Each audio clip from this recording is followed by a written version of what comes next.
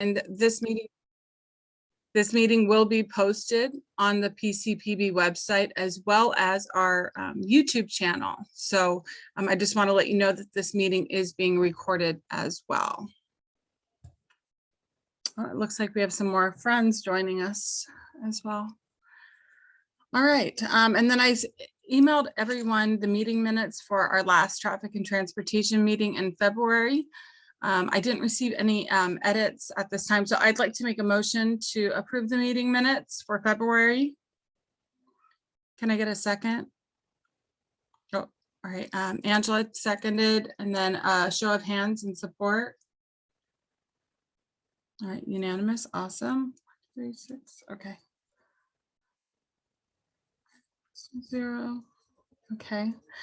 And then I know we have a packed agenda. I'd like to make a motion to approve the agenda, but I will, if this meeting does go longer than expected, Matt, if I figured the discussion about our traffic list can be pushed to another meeting, as well as potentially the last action item. I know that's something that Matt, you wanted to bring up with regards to Vision Zero, but again, I'll be mindful of the time so we can get all of these items going. All right. So I have a motion to approve the agenda. And then can I get a second? All right, Matt seconded. And then a show of hands for approval. All right, awesome. Thank you. All right, one moment while I get that going. Okay. All right, thank you. All right, going forward, our first action item that we have today, and again, before we get started, I just want to let you know, everyone, that I am very grateful that you're attending.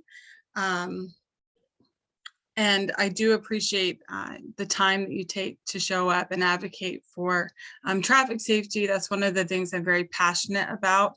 And so if you know of anyone who is interested in getting more involved, or if you are curious about what our board does, I did want to let you know that we do have a vacancy on our board. And if you attend our April meeting and are interested, you need to reach out to our chair for the election appointment committee, which is Angela Vetter. She's in the meeting. An application would need to be received, as well as that meeting attendance for our April board meeting, as we're wanting to increase participation and have as many community members involved. So with that, I see, oh, we got Margaret joining us. So that's good. Hi, Margaret. Welcome. All right. Well, we're just moving into our first action item. I don't see Nadine Utz or Jason Agnew here, but I have their emails, and I will read them to the board and kind of talk about what it is that they're needing, and then we can kind of go forward from there. So Nadine lives along Talbot, on the top of Talbot, along Talbot in between Catalina and Rosecrans. There's a school, Cabrillo Elementary School is there, and the Cabrillo Rec Center is over on Cannon. I'm going to read this email and then we'll kind of talk about what the request is. Hi, Mandy. This conversation is in regards to Talbot Street, the street on which I live. As I write this email, I can hear engines roaring up the road, despite the fact that I'm in a room at the back of my house and only have one window open. My husband, children, and I have lived here for less than 6 years, and we have witnessed 3 accidents within steps of our home that were so serious people were taken away in an ambulance. 3 accidents within a 2-block stretch. 3 accidents that led to broken bones. All of these accidents were a result of speeding. On my street and due to speeding cars, I fear turning into my driveway, as I have nearly been hit many times. Cars skidding to avoid slamming into me. I fear walking across the road. In fact, I don't walk, I run. My children, ages 13, 10, and 7, are not allowed to stand on the sidewalk in front of our home because I have seen cars hit cars parked out in front of our home. I'm so thankful that a 3-way stop was installed at the intersection of Talbot and Concord. That has helped so much with the cars coming down Talbot heading to Rosecrans. But standing in my driveway, I witness on a daily basis countless cars flying up Talbot Street towards Cannon Street. There are currently 4 measures that have already been approved to slow traffic on Talbot Street dating back to 2015. I strongly believe that 3 of them, which are near Bangor Street and Gage Drive, will have an immense impact on the speeding and reckless driving. Furthermore, there is an elementary school on Talbot Street.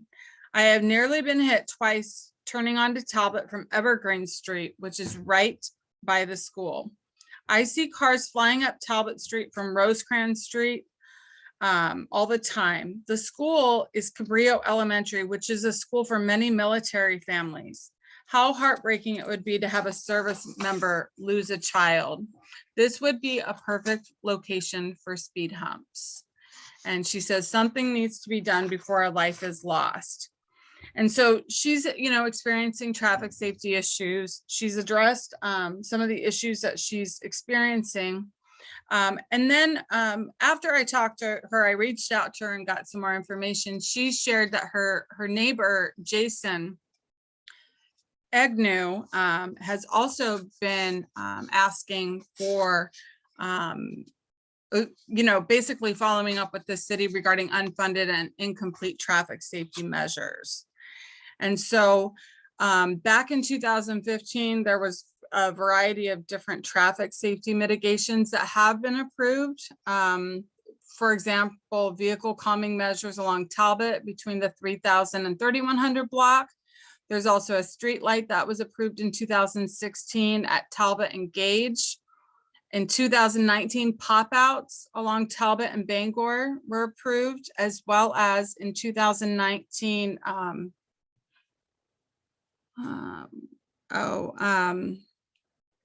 don't know what that means, RRFB. I'll have to look at that one. But I think what they're looking at is, again, having what was originally funded and requested back, and it looks like it's pending, be brought to the attention of the council member to potentially expedite it, as well as they would like to make a request for road humps to be installed potentially as a way to slow the traffic. Since we've had that discussion with road humps, I do want to let everyone know that I have spoken with the firefighters, and the design of the new road humps they're fitted to allow the fire vehicles and the emergency vehicles to transit through the speed bump without having to go get air. And so that would not be really a concern anymore with the new design of the road hump. So I just want to let everyone know that. But what I'd like to do is let's open it up for discussion. And we have another visitor here. Mandy, I think the RRFB is the rapid flashing beacons. Oh, thank you, thank you, thank you. All right, so a flashing beacon sign. Okay. Okay. Awesome. It's in the chat. Did you have the location for that? That one would be for Talbot and Bangor. And then there were pop-outs approved in 2019 as well for Talbot and Bangor as well. So with this, I'd like to open up for discussion. Does anyone, Matt, go ahead. Yeah, I had a question. I was wondering if someone could clarify, when you're talking about the speed hump design, is this more akin to what we would, think of as a speed bump, perhaps in the middle of the road, as opposed to, say, a raised intersection, which you might find at, one of the cross streets crossing Talbot, such as, by Evergreen, where you have a school where you've, raised the crosswalk area, which generally aren't as severe as like a more conventional speed bump. All I've heard, the way my understanding is that this is an updated version of that with spacing on the speed hump for the emergency vehicles to avoid, being going that up and down the hump effect. So sorry. Did anyone else have any more? Paul? Yeah, first of all, I'm not trying to say that this couldn't work, but I don't think that it's a major street. I forget what the terminology is of that street, but I don't think the speed humps are allowed on a street like that. And they also have, there's also, since it's got a hill on it, that might be a problem for speed humps as well. There may be something else that we could do, but I doubt that those are gonna fly. I mean, a car coming down quickly could end up, I think speed humps can let people lose control of their vehicles besides making noise. And I'm looking at the street here and it's interesting. There are no crosswalks that I see here until you get farther up the street, I believe. I don't think there's a crosswalk by the school. Going There across is. Talbot itself. Yeah, not directly across. And I think that could be something, that we could ask the city to evaluate that street and make the recommended locations for crossing, crosswalks. I'd like to bring it to their attention. I think a flashing beacon would be, helpful to alert the vehicles going up and down that hill of their speed. Sorry, not of their speed, of pedestrians that are wanting to cross over at that location. She did also mention something that they're not supposed to be doing this, but that street, they've said that they don't like having, due to the type of street it is, a state that there's not supposed to be like a certain ton of vehicle to transit that street, but she says that's not being adhered to either. Is there any way that we can really enforce anything along that or put signage? I don't know. There is a sign right there that I'm looking at. It says no vehicles over 5 tons. It's at Evergreen on Talbot for people going up the hill. There may be other ones. It looks like it's an older sign. You can kind of still read it. It's up against the bush. Okay. I assume there's one on the top coming down as well, but I could go look. Okay. I don't know how to enforce that though. I mean, we could definitely request, I don't know if going down the hill, I believe that there is something at Cannon, as you go down the hill that talks about that. But if not, I think additional signage would be helpful to educate people who are transiting that street. Matt? I had something to add to that, but I think Corla's had her hand up longer. Oh, sorry about that. Hey, Corla. Hi, Thanks thank for you. joining us. Yes. Yeah, How can thank you. Go ahead. Well, there is an RRFB on Cannon and Evergreen right at the school where the kids used to be crossing guards back in the day, but there's only 5 grades at elementary school now, so they don't have crossing guards.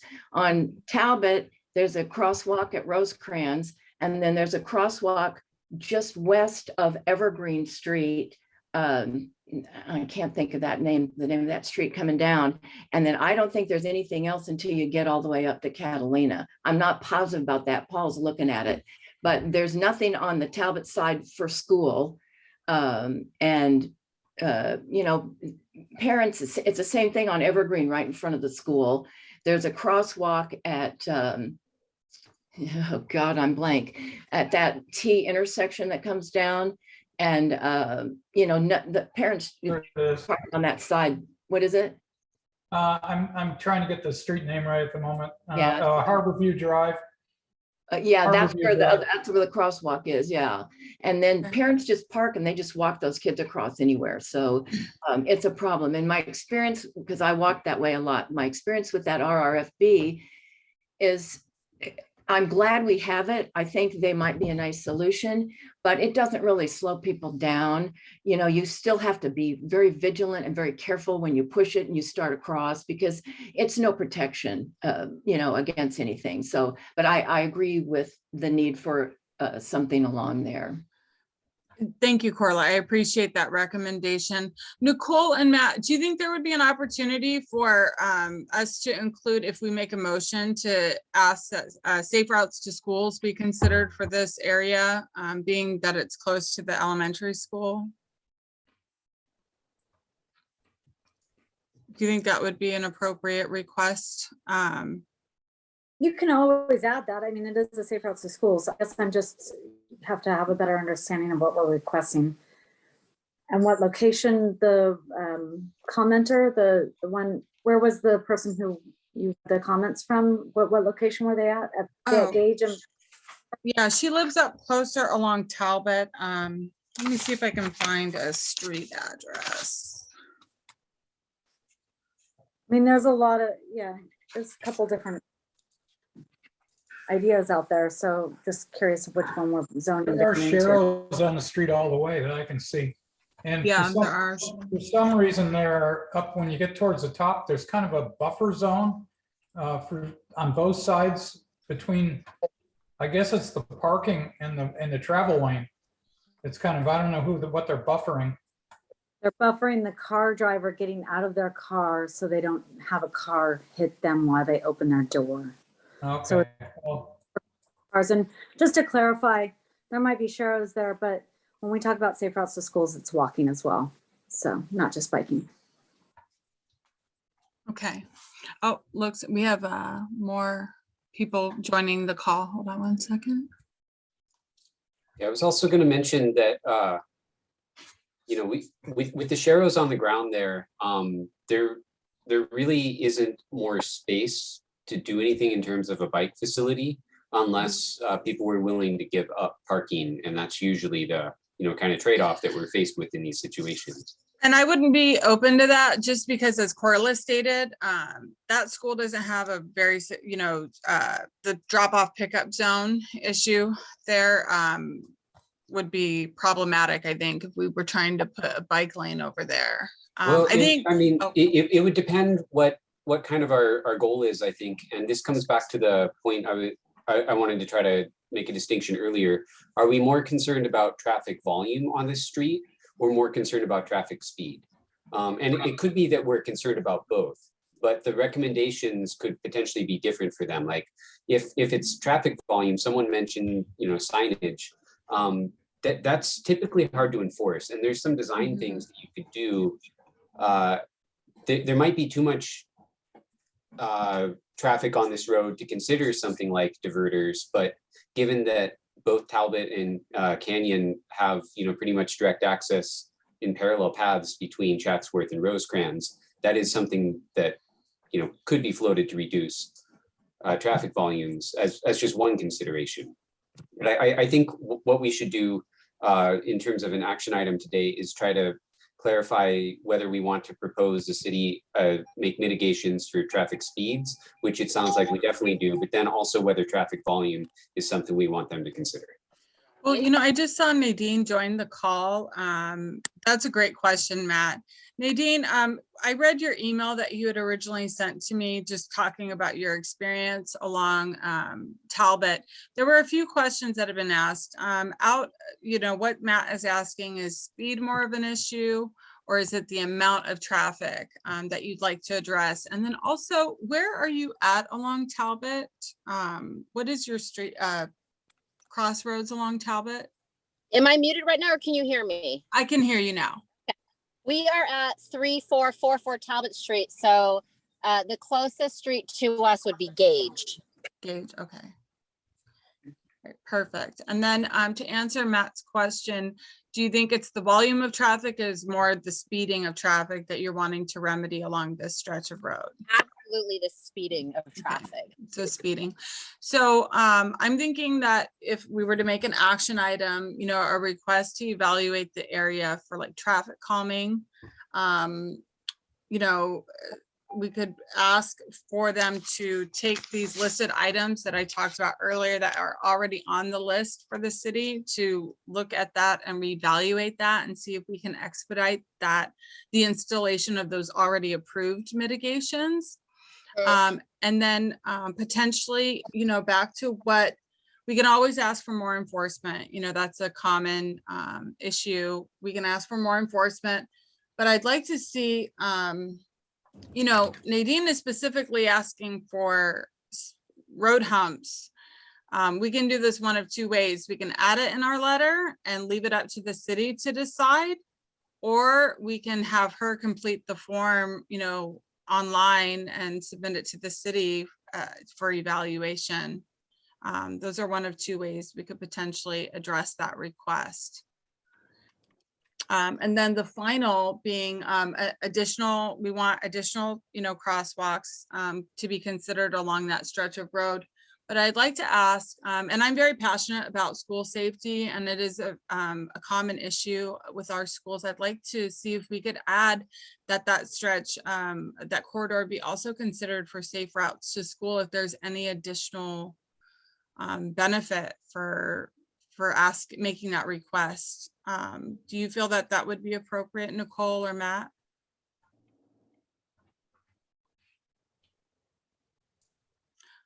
Okay, all right, so ask her to elevate funding. All right, that's a good idea. Funding priority. Yeah, I mean, it seems like now we have a couple different things. There's feedback from community about what they are requesting, at least be considered by the city. And we can put forth, what some of these requests are, and then we can also point to what's already been approved, but just is not funded. I asked Dr. Campbell's rep a couple meetings ago if they could give us an update on the Vision Zero kind of status in D2. And, they came back and said that they're trying to make it a budget priority and, pointed to a figure of how much money in the budget was allocated for this. So let's ask them if they can elevate these. And I think the timing might be appropriate, being that that's what we're doing right now in general with the city making requests for the budget. And so I think that would be appropriate to request that we elevate that as a budget priority. So I've kind of gone through, and before I go forward, I do have like a motion kind of along with what I've just spoken. I did want to leave, is there any more inputs that people would like to make before we go further? Mandy, I would just like to say, I looked up here and the boundaries for the school for the kids to go there goes up Talbot Street to between Concord and Albion Street. So that entire area of Talbot is included. And then it goes kind of down Gage Drive and then across Willow. So it's what the smallest school, I think, in our area, but that entire area of the traffic zone we're talking about, at least up to the top of the hill, is part of that school district. Are you saying it's already part of Safe Routes to School? No, I'm saying that the school, each school has boundaries of where the children. Oh, really yeah, live, the boundaries for the address. attendance. So the Okay. attendance boundaries go up to above Concord, only a few blocks away from the school, but it does cover that most of that street and most of the problem areas of the street. All right. Good. Thank you for that information, Paul. I appreciate it. Nicole? Yeah, thanks. And just clarifying a couple things. And when Matt kind of commented about parking, I think this Gage and Bangor is the problem area, from what I'm gathering, is like where we need to calm the traffic, right? So from the hill, it actually, nobody's parking that far up to walk their kids to school, I'm sorry to say. So, No. So those actually we can discuss removing parking for a bike facility. And just to mention also, the approval was a light at Talbot and Gage, and I'm not necessarily a fan of lights, and so I, think about that as a possible roundabout or little circle there to calm traffic, and those are just alternative suggestions. So it kind of appears that you're writing a pretty broad letter for them to evaluate how we can reduce speeds on the street and giving options, correct? Yeah, I think, what was already approved and is on that list, I'd like, to add it, like Matt had said, as a budgeting priority. We could put verbiage. The only thing I just worry about is those roundabouts are so expensive, and we're already I'm trying to get something that's already been approved and funded from years ago. Do you want me to add something in there just to say we'd like to see? Kind of speak against that, because I think sometimes we try to implement things that are 10, 20 years old, and it's really not the forward thinking, the progression that we need. So I think we should not be highlighting a traffic signal, and we should be trying to be progressive and keep our traffic moving, but at slower speeds. I don't see a traffic signal. I just see like a street light. I think it's a light. Oh, just a street light, just light? Yeah, it's just a street light. Yeah. Okay, Right. okay. never- Good. fine now. All It's right. Margaret, Mandy. Hi, Margaret. And my Yes. experience of being on this committee and just the bigger picture in general of what actually gets done on these small subcommittees is good to recommend not just one idea, but your top 3 suggestions. At the end of the day, they're going to put whatever the hell they want on that street, on that intersection or what have you. So really providing and keeping it super simple with, at least 3 different options of what could work in that area instead of just providing one, I think will do us a little bit better than just providing a one input and kind of shutting the door on the other opportunities. Kind of like what piggybacking on what Nicole's trying to say as well. Okay, so are you referring to what was already approved and has not been installed, or in Well, addition? Nicole and I have been on this committee for a long time, and we constantly, every year that we've been on the committee, revisit new options. I mean, every year they come out with new traffic ideas, Mhm, and it's happening more and more and more as we, need more bike lanes in our communities now. And I mean, just things are changing. mhm. Random roundabouts, as we all know, are popping up. So we really have to be specific. And I think Matt has religiously mentioned that quite a bit. We really need to pinpoint realistic suggestions that make sense for each issue we have. And, and just keep it real simple. If I'm sure they'll pick one of the 3 suggestions, but every year we have to look at new traffic mitigations, just all the new options that are out there. I see, and I'm not a big fan of lights either. It's not the solution. It actually causes a lot more traffic and congestion in small neighborhoods as ours. You really have to look at, we really don't have very many options to get out of Point Loma at all. Yeah, no, So we it's really just have to it's a take that into street light. consideration. Yeah, it's just a street light over. It's not a stoplight. Like, it's not stopping people at an intersection. But Right. okay, and then are there any other recommendations that you would like to bring or add in place of what we've already discussed, Margaret? I am going with what suggestions that have already been said. I Okay. really don't. I throw this back to Paul Grimes because he's a real good expert at what really realistically he thinks works, because he's done so many he's actually sat out at a lot of these places and sees what works and what doesn't. So I defer to him for some suggestions. Okay. Well, I have a motion. If there's no more discussion, I think the motion to, oh, go ahead, Paul. Yeah, first of all, I think if we do talk about humps, we ought to mention that if they were appropriate under city regulations or something. Second of all, I could see putting some electronic speed signs up somewhere along the line. I see there is a school zone sign at 25 on the way down, and maybe that could have a flashing light on it, or there could be speed signs. They actually put speed signs up at the top of Talbot a couple of years ago, and I'm not sure how effective they are. Now you end up having that stop sign about a block later when you're heading down the hill.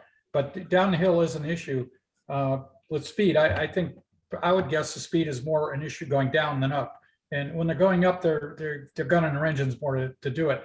I think the other possibility is if there was a bike lane situation there, but there's a long stretch where there's a wall there, and you could easily use that for a bike lane. And most likely what you'd do is you'd have sharrows on the downhill slope, and you'd have the lane on the uphill slope, which would be on the north side of the street. Most of the parking would take place on the north side of the street, except when you get down in front of the Peninsula, whatever it is, the assembly. The You PLA, couldn't take yeah. that parking away. But farther up, there's a lot of opportunity. I think maybe, our neighbor, the lady who sent the email, who's on board here, maybe she could tell us if that would be doable. I'd hate to take parking out and then have to have somebody park across the street and then have to walk across this busy street to get to their car. So Yeah. that's an issue. Nadine, she is on the call. Yes. Okay. What are your thoughts on that, that proposed mitigation of bike lanes on one side of the street? So I wasn't totally following all the details. I was getting kind of lost in it. I got tripped up on the comment that it's the people coming down the hill. So the section on Talbot that I live on, which is quite near the stop sign. So what we have seen is now the traffic coming down Talbot on my section, which is not near the school. The traffic coming down has slowed considerably because of the new stop sign that was installed. But the issue we're having for my section of Talbot is from the cars coming up Talbot. They are flying up the hill so fast. And I've witnessed several cars blow through the stop sign personally with my own eyes. I know, speaking from friends that live further down Talbot, and from what I've also experienced, almost being hit several times, it's cars both directions. So it's not just the downhill or the uphill, it's both. Thank you so much. Corla, you had a question? Just a couple comments. We used to have a motorcycle cop who used to sit on Talbot and Canyon, and nobody was speeding in those days, and he was there routinely. He's gone now. This situation is sort of similar without a school over on Leland, over in the Midway district, heading down from to Midway, I mean, from and so they put stop sign in there at Largus Circle, and I blew through it a couple times after they first put it in. I was still working back in those days. So I think the response of the city is going to be to put a stop sign in there is what my guess would be, but I don't know. Thank you. I would think Corla. that a stop sign at that intersection with Gage would really slow the traffic coming up Gage tremendously. We're at Gage and Talbot. Yes. And I also, think so sorry to too. interrupt, those things that show you do how too. fast you're going, they were talking about those at CPC, I don't know, recently, and they tend to slow people down. So if you can get one of those speed, your speed is 25, you're going 40 or whatever, one of those flashing things. Or That's the speed indicator sign. Yeah. yeah, that's Okay. it. That That's a seems good. to slow traffic as well. So there's actually one of those at the top of Talbot coming down. And I'm pretty sure most people ignore it because the speed I think on that is 20. And it's very rare that I see someone actually going 20. So that one on the top of the hill, I don't think is effective.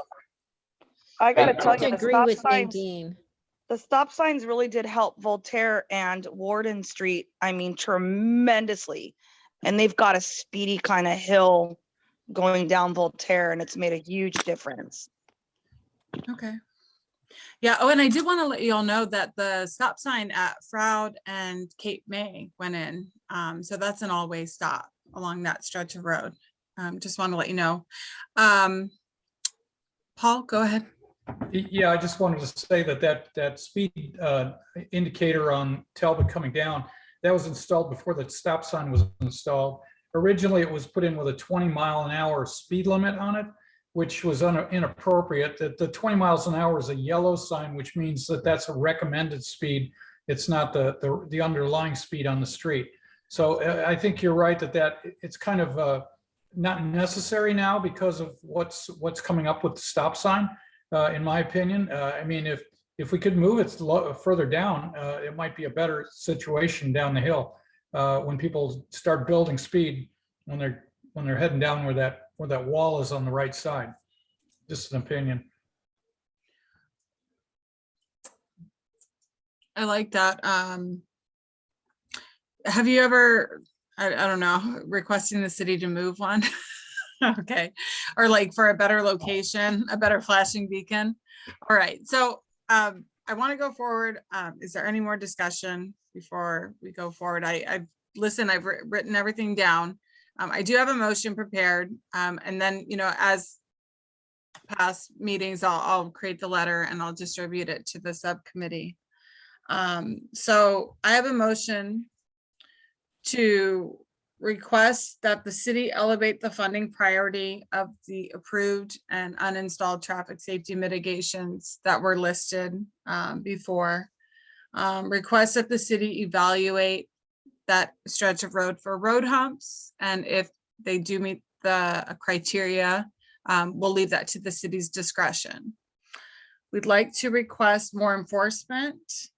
We'd like to request that the flashing speed sign be moved to a more, a different location to be observed. We're requesting traffic calming measures. We are requesting that it be considered a safe routes to school corridor. We are also requesting a stop sign at the intersection of Gage and Talbot. And finally, pedestrian crosswalks. Request that the city review that stretch of road and install additional crosswalks to help promote the safe transit across that street, just due to it being near the school. Did I get everything? So Paul mentioned the type of bike facility that could be implemented there. Oh, with- yes, sorry. How would I add that? Add that to my motion. Request, would it be, what would I describe? Request, Go ahead, Paul. I request a review or analysis as to whether it be appropriate or, if and bike lanes. I guess, and it probably wouldn't run the entire street, but it would be nice if it would, but it would probably require some parking on one side to go away, I would think, at least where it was put in. Paul, are you suggesting, I'm checking the street view, and as you're going south, or, yeah, I guess more, Down the hill. rather east, when you're going downhill, when you're going east of Bangor and Gage, that's where you have that kind of retaining wall? Is that where you were talking about? Yeah, if you, that retaining wall, I think you probably can legally park there, but I, when I was looking at the street view, I didn't see anybody. I don't know who would be parking over there. But if the double yellow was moved over, you could have a bike lane going uphill and you could just put a Cheryl on the right side and basically take the parking away on that side. Now, I don't know how much farther up or below you could take that when you start getting houses involved. Well, I think if we just, so to put a little constraint on it in terms of the request for this letter, what if we say the city evaluates that suggestion for, shifting center double yellow to create dedicated bike lane uphill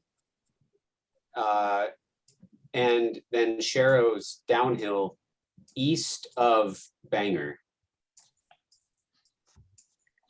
Yeah, down to probably the bottom of the hill where the houses start on the south side, wherever that would be. Probably a Okay. Harbor View Drive, I think. So request review of bike lanes to be installed going uphill at east of Talbot, east of Bangor, you said? Was that correct? Yes. All right, Yes, along east of Bangor. Talbot, east of Bangor. And then have, and the And other lane, Sharrow's downhill. and Sharrow's downhill. Okay, that's it. Sorry, I got. So it would chicken probably scratch. start between Harbor View Drive and what would the north And Gage Bangor, Drive. Between Harbor View and Gage, I think would work. I don't know if there's any houses along there. okay. Yeah, that's a good suggestion. And you're stating that parking may be removed on one side, but It would have Okay. to be removed on the south side of the street On the where south. there's no homes in that area. okay, And by the way, there is a 2-ton limit on trucks on a sign right there. That's very small limit. I don't know if that's what it is all over. But that's a very small truck. 2 tons is not very much. yeah. All right, so I have a motion. Oh, go ahead. I also want to comment and clarify on the comments that Matt actually suggested in the chat. And that is, and I was writing the same thing, is our crosswalks could be raised, and they're often referred to as speed tables. So if we were actually doing our work, we would actually be noting where our crosswalks need to be. And if those make sense to actually make them raised, they could equally be the raised speed humps, crosswalks where we need them to slow down the traffic. So I feel like this needs a little more work to it, in my opinion, but happy to support this. I've added that information to the request under that portion. I think that will, I like that idea, the speed tables, the raised crosswalks to be considered along the locations. Say that Yeah. again, Nicole. Like specifically where we're asking for the crosswalks. You need to be specific for that. That I'd was a like to, I solution. thought, oh, go ahead, Paul. That was a solution that I think was going to be installed by Plimosa Park, which is on a fairly large street, Chatsworth, which was going to have some kind of raised thing, and Mhm. it was going to be a kind of a choker situation. Yeah, which, we're- I don't know what happened to that. I would like to leave it at the school, at the city's discretion, just because there's a few crosswalks already along that stretch. You know, if we give them the design and then again, you know, it's again, making a request and then back to that conversation of how detailed do we make the request? Is there a certain area that you see a crosswalk specifically that you'd like to point out, Nicole? Or can I just put it at the city's discretion? I feel like. Leave it to the city's discretion. So it's really, I have not done actually gone and walked the street, see where the crosswalks are right now, if they make sense for raised to slow the traffic down. And if there's maybe one or two that could be put around gauge as crosswalks, and then they equal, I mean, technically speed humps with crosswalks could do a lot of things for that. And one request, right? That's not a multiple, like 6 different things. Then they're like, okay, we'll come and put streetlights in for you, right? So just being cautious of what we're asking for, being specific for what we're asking for, trying to get what we're trying to get to, and not rush it, because it's just going to go, it's honestly going to go to an entire year-long work order that the city has, because that's where they are. I mean, unless this is our top 1 priority budget item for the city and for the peninsula, but I don't think it is. So, so those are just my opinions. All right, thank you, Nicole. I appreciate your inputs. So I have a motion on the floor. Can I get a second or?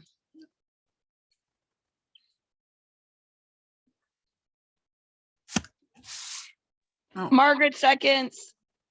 okay. And then we go to a vote. If you're in favor, raise your hand. Sorry. All right, that's approved unanimously. So it's 7-0. So that's completed our action item for this portion of the meeting. I want to let all of you know, the way this works is we have to address these action items through a subcommittee. I'm going to create a letter with our request. And then the next step is we're going to take this before the Peninsula Community Planning Board at our next meeting, which will be next Thursday.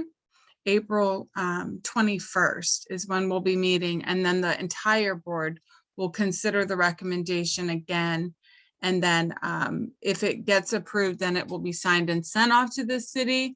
And if it's not approved, then it goes back to committee. So I just want to let everyone know that even though we're making recommendations, we cannot guarantee outcomes, obviously. And we still have a few more steps to go. I do want to thank everyone who's attended so far. Nadine, you're more than welcome to stay, but if not, you can jump off and I'll be in touch with you for the next, for the next meeting. Let's move forward and discuss our next traffic item. The neighbor that brought this to me was Michael Silva, and the other neighbor, Mark. Hi, Mark Ansaras. Yes. And he is wanting to talk about their neighborhood at Oleander and Poinsettia. And he's wanting to make a few requests. So I'll open up the floor to Mark or Mike Silva. Hi, Mandy. Yeah, I can go ahead and go. All right, go ahead. Thank you for the invite. And of course, thank you to everyone here for allowing me to attend and express some comments. So I've lived on Oleander Drive, my wife and I, for the past probably 4 years. And I'd say probably over that time, the condition of the road has deteriorated every year. And what I mean by that, and kind of the area that I'm talking about. So it's Oleander Drive between Poinsettia all the way through Hyacinthia, where it eventually dead ends right after it.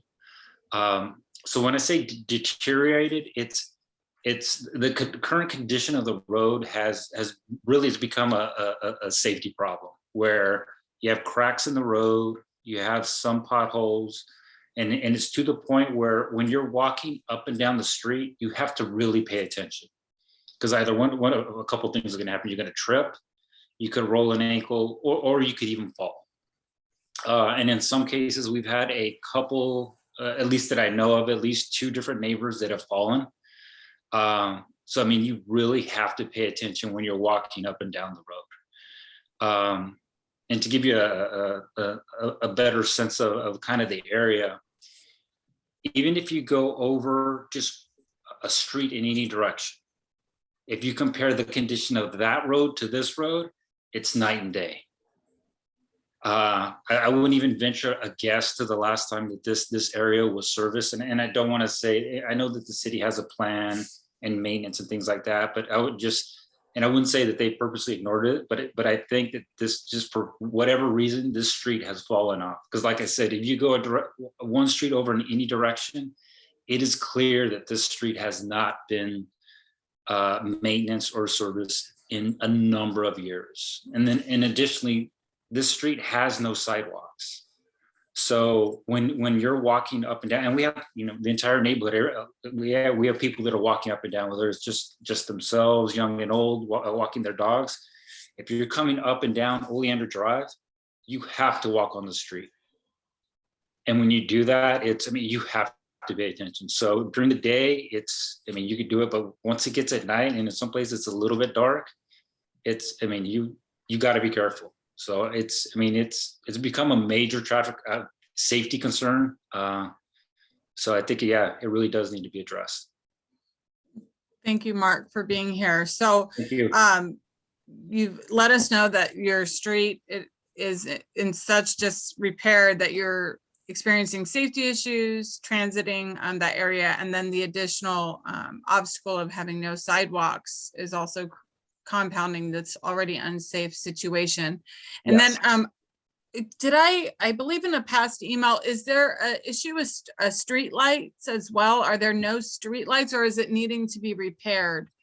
So the last meeting, which I did attend, during that time, there was a period, I want to say at least 4 to 5 months, where all the street lights were out. They've since been repaired. Okay. I want to say probably within the last month. We currently do have 2 out right now, but to be honest, that seems routine for the area. So, it's not all of them. Most of them are back, but we do have 2 out in the area. Okay. And again, if you're walking at night in that area where lights out, you got to be careful. All right, good to know. Let's go ahead and open it up for discussion. Mark, I appreciate you being here. Corla, go ahead. Tina had her hand up first. Oh, sorry. Apologies if I'm not seeing people's hands camouflage. No, it's okay. Go ahead, Carla. I'll wait. Oh, okay, no problem. Just a quick comment about the street lights being repaired. There was a news article on Channel 8, and it's 9 months to get a street light repaired. The city has 11 electricians, and you wouldn't think it'd be hard to change a bulb, but that was the gist of that news story. So we're all in trouble with I get it, Matt, all in trouble with that. Also, and I hear you about the safety and the condition of your road. Have you guys tried to get it done? And that's what the city is telling us, to report these types of things on the Get It Done app. I use that app religiously. And I have reported over the last 4 years. Yes to all that. I take a lot of walks out with my dogs, so anytime I see an issue, I put it on there. I would say about that, I've noticed a change probably within the last year. I would say that the city was pretty good probably within the first 3 years that I did live here, where if I were to report something, I would see a team that would come out and I guess I'll call it patchwork on a specific area. But recently within the last year, I'd say that that has dropped dramatically. I do get notifications that that area is tied to a project that is in the works. So it's essentially what I get from it is a project is coming. I don't know when it's scheduled, but it's going to address that. So the issue that's there, it's going to remain unfixed until that project gets started. Yeah, Get It Done has been super slow. That people are starting to use it. And I think the city's, I'm not making excuses for the city, trust me. But the city's overwhelmed with requests on things. And unfortunately, we're all stuck in the middle of that. I'm real sorry you're experiencing that. Okay. Thank you. Mark, do you, really quick, do you have any of those Get It Done reports? You don't need to provide them now, but if you have those, I'd appreciate that. And then if you have any of the emails, I guess, referring to that project, that would be helpful information as well. Will do. To Happy to look send it at. to you. Yeah, thank you. Go ahead. Who is next? Margaret? Hi, I'd like to see this be one of our priorities. It's really, really, really dangerous in that area. And I think you and I have been talking back and forth in regards to this. And I've been getting a lot of emails and a lot of messages from your neighbors. I do believe there was an incident on that street, wasn't there, Mike? Correct. Yeah. So, Mandy, you spoke earlier. Matt Silva was the neighbor that I think we've been in contact with you. So his mother. Yes, that's who I've been talking to, Matt. Oh yeah, that's it. Yeah. Okay, so sorry. Yeah, Matt is who I've been in contact with. And I mean, it's cries of help to us to do something.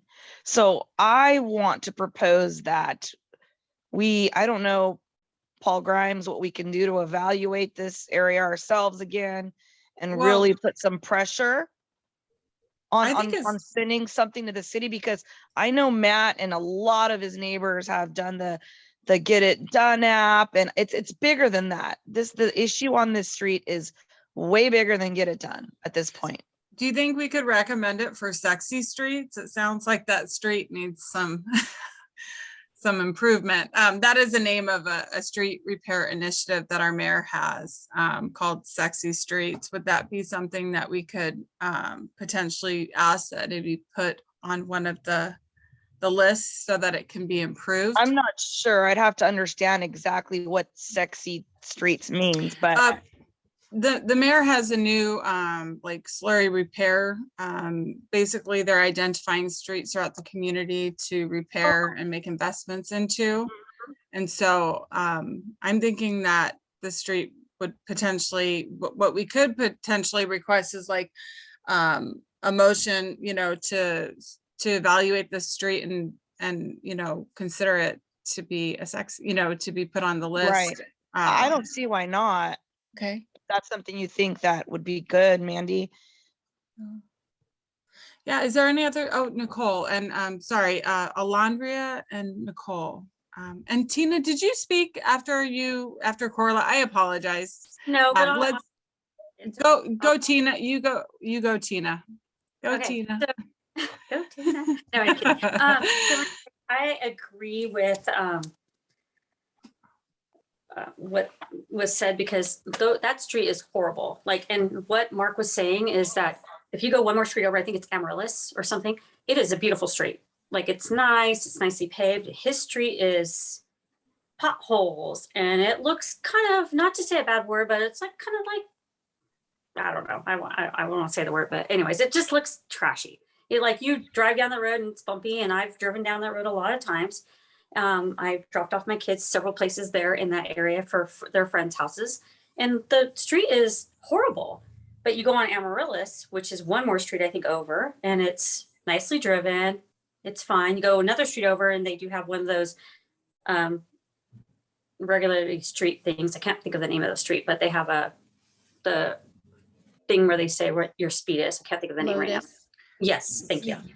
So anyways, and those streets are nice. And so I agree with Mark that his street really needs a lot of help. And I do see there's new families there, there's older families there, and people walking on that street. There is no sidewalks, which is fine because that's most of our community in Point Loma. But at the same time, if they're going to walk on the street, they're going to twist an ankle. They're going to possibly fall. And a lot of those houses also have segues. We actually have some people on the board have a mutual friend that their house is off of that street. They have to go into an alley, and it's bumpy to get there. You know, if you walk there, you have to be careful. And so I agree, it definitely needs to, if you want to, I don't really know much about your sexy street proposal, what the city's sexy street thing has to do, but it sounds like it just means it makes it look nicer or a better improvement, which I think he should be on this is a nice community. It needs to be improved, definitely.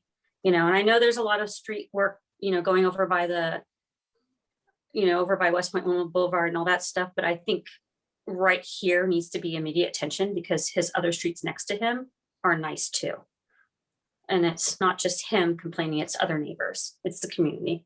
You know, Awesome. That's Thank you, just my- Tina. Oh, awesome. Thank you so much, Tina. I really appreciate that. And a lot of, the concerns with families, we're definitely looking out for the safety. Alondria, Yeah. yes, Hi. go ahead. Hi. I'm actually right there at the corner of Amaryllis and Oleander. I have frontage on both streets, and I've been here for almost 24 years, I think. And that street has been continuously getting worse. Whereas Amaryllis, I think, has been redone twice, maybe even more in the time that I've been here. And again, it's frontage. So there's frontage that they come down a little bit onto Oleander Place. But there's a difference between Oleander Place and Oleander Drive. It's kind of a Y intersection. And Oleander Place, even though it's the only house that's on that block is mine, is nicer than basically the house next door where the street starts to fall apart.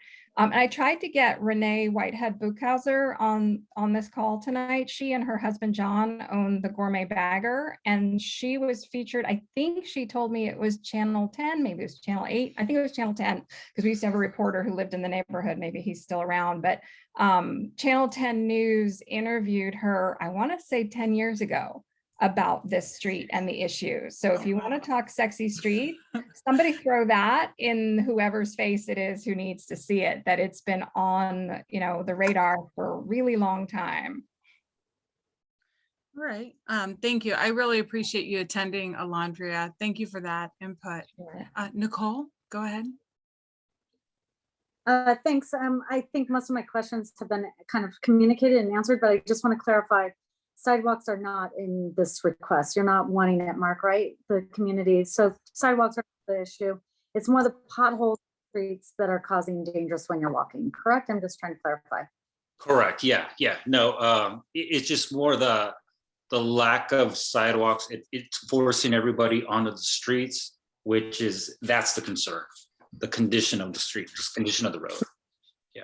And just so FYI, I've looked on, so there's a website, streets.sandiego.gov. You can see all the Amaryllis, you can see all the streets that have been repaved and resurfaced. And yes, yours, Oleander, I haven't walked there, but I can hear that it needs a lot of work. So the get it done is definitely something that, is important and support, trying to get this elevated a little bit farther so you can have that safe facility. But can I just clarify one last question? Is speeding an issue on that roadway, on that street?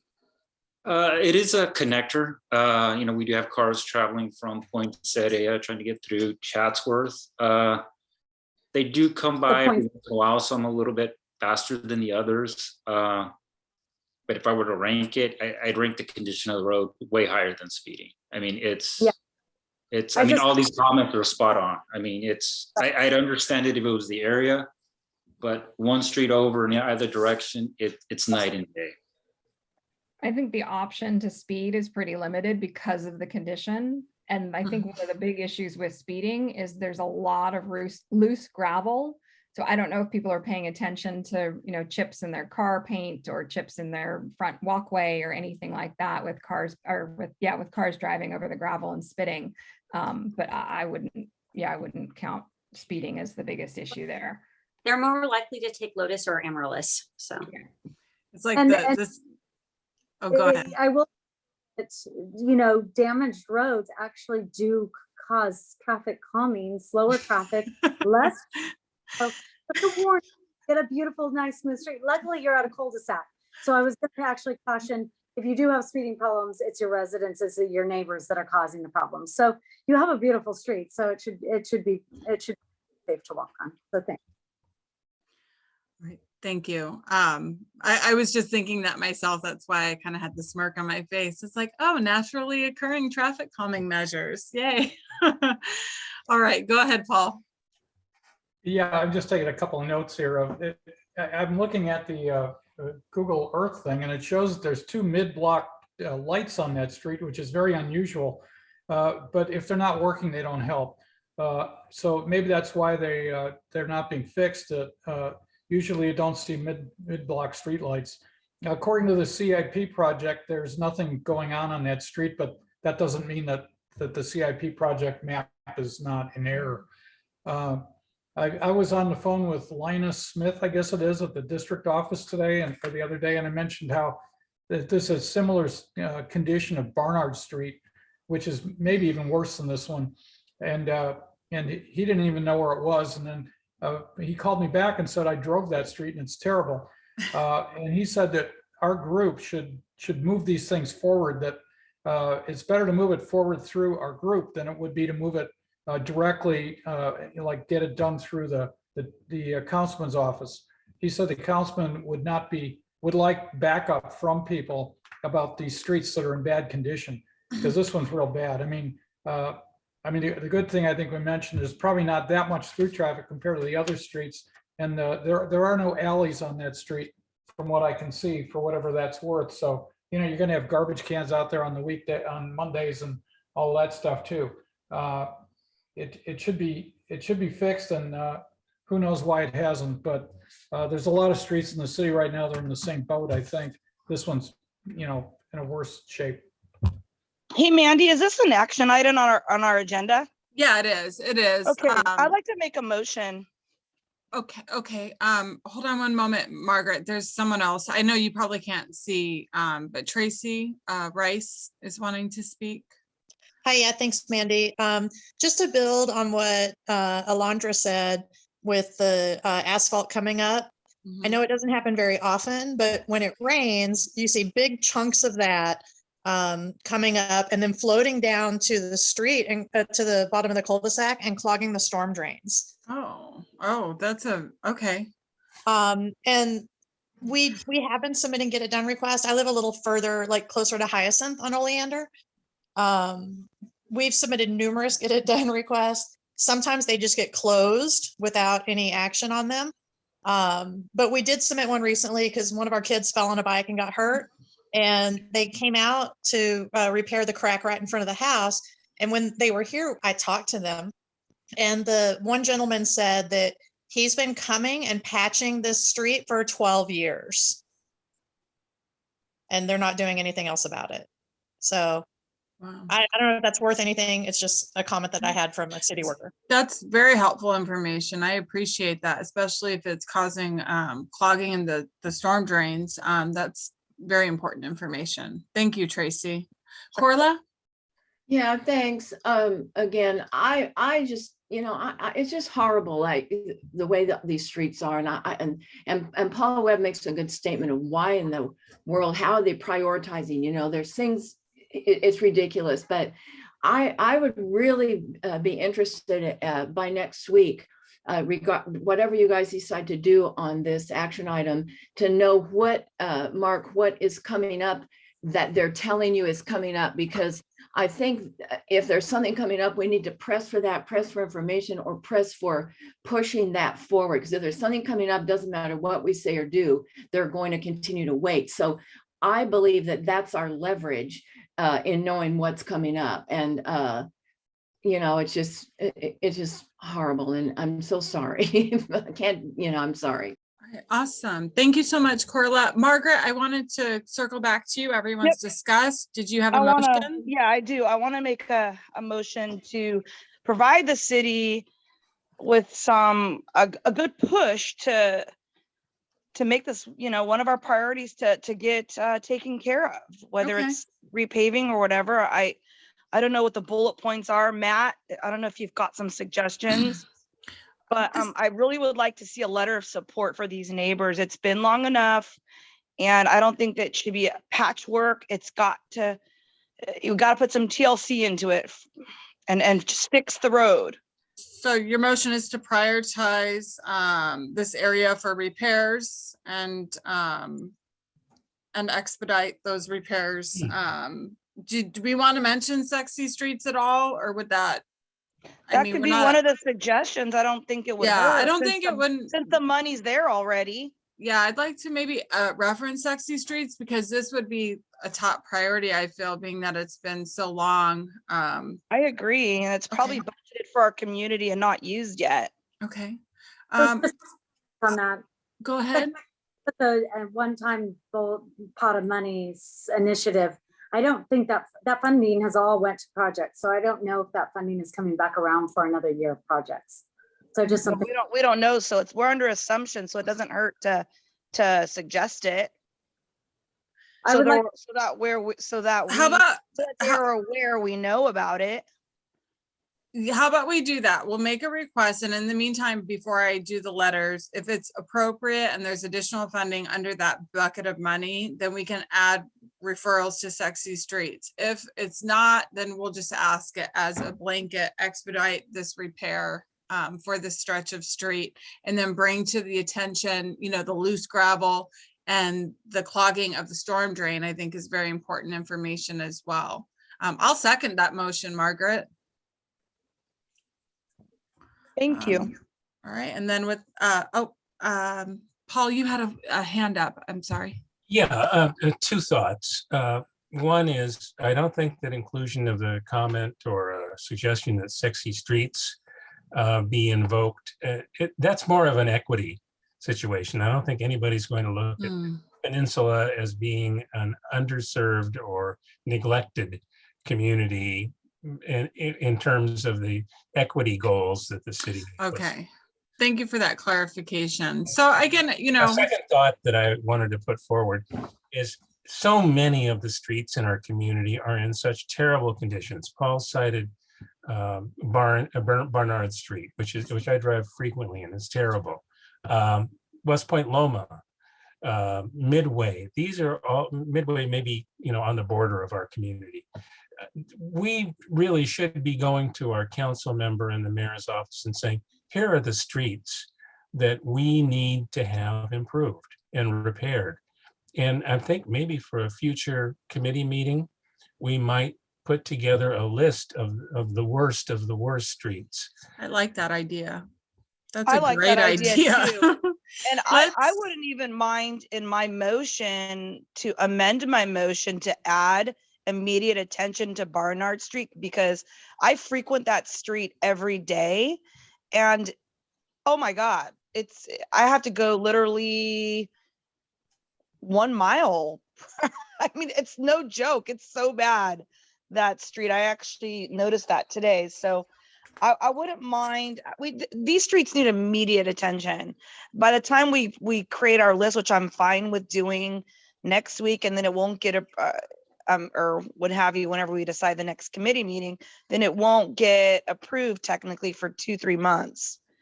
But I want some immediate attention to this street here, these two streets, Barnard and the other one, to just, I don't know, get it fixed pretty quickly. I would be okay. I know it's 2 different locations. I would be fine with adding Barnard, because I do agree that stretch of street is in need of repair. Is there anything missing though with additional evaluation? We can still have a motion for this, and we can add that and consider that when we go over a comprehensive list of dangerous or streets in need of repair that we want to create a comprehensive list of. It's going to take some time to put that list together. So that's why I'm saying we need immediate. Okay. Well, Margaret, you have the motion. So hold on, Nicole, you had your hand up. Apologies.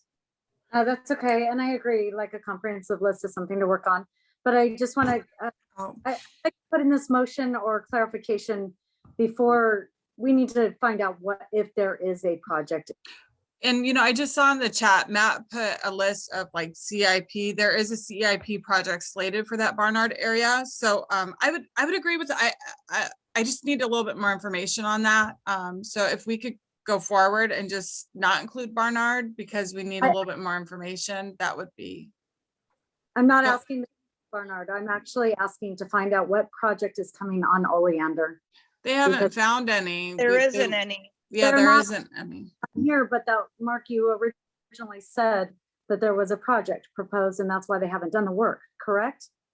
So this is, Yeah, he did say that. Mandy, so what I had found out probably, and this is at least 12, probably 16 months ago, was the conversion of the utilities to move underground.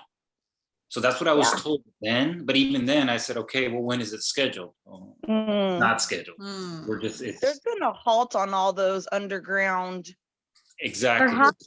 like a big one, citywide. The last map I saw for Oleander was 2070 for the undergrounding. Oh, wow. Yeah, it's really forecasted way out.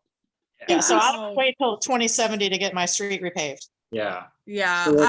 So when I'm submitting the tickets on the Get It Done app, and I think it was Tracy that mentioned it, so I'll submit it, and it's an auto-generated response that this issue, and it's tied to a project, and they. And I'd like on when that timeline is actually, like, I want to see timeline on that. So if you can bring that by next week at our transportation meeting, that would be very, very helpful. Yeah, he 'Cause was I'm not gonna, he The was thing gonna, with those he was gonna email that to me along with his Get It Done reports. And But- as a lot of us have seen, those Get It Dones, they do a lot of repair work. Again, this street needs more than that. This is going to be a big project. It's not, Get It Done is not going to help the situation on this street. Yeah, and to Margaret's point, and I think Tracy had mentioned it too, the patchwork that has been done probably over the last 3 years, it's just that, and it stays for like a month or two, and when we get a rain, traffic, it's loose gravel, and it's just, it's a Band-Aid that's been going on for years, and it hasn't worked. And I'll tell you why, because I've been attending the Midway meetings. Midway had this horrendous, crazy, it was like 20-year potholes. Decaying, cyclists were flattening their tires. It was super dangerous. And the planning board put pressure on the city with letters and support, and it's finally getting fixed. These neighbors were screaming, yelling, kicking, doing the Get It Done, app, and nothing came to it. They were going down and speaking to city leaders, and it wasn't until the planning board actually started putting pressure along with some of the other local community groups that the city's like, wow, okay, now it's escalated to these groups, we've got to do something about it. So that's where I'm going with this, getting this letter of support so it gets the attention it needs kind of immediately before it's too late and we have another fatal accident in our community, God forbid, or a real big accident that we don't want to see happen to our neighbors. All right. Well, I really like, I'd like to leave the Barnard off the table right now, just knowing that there's a pending CIP, and just move forward with the poinsettia if everyone's in concurrence. I don't think the Hi, Paul. CIP has to do with the street, but I'll leave it off if that's what you feel more comfortable with. Yeah, go ahead. If I can interject briefly, the Barnard CIP project is for streetlights, not for paving. Yes, exactly. Oh. That's On what the I schedule Okay. for street repairs. Yes, so I'd like to keep Barnard on there if the committee agrees, because it needs equal attention. You know what The I'm streets. thinking, Margaret? You know how they're doing that new construction over there? I'm wondering if they're Yes. saving Barnard to be repaved once that new construction happens. No, because that developer is not going to be responsible for that street. Mm. That's a Well- city deal. Okay, so that's fine. Now that we've clarified that the CIP is for streetlights, if everyone is, there's a motion on the, okay, Paul?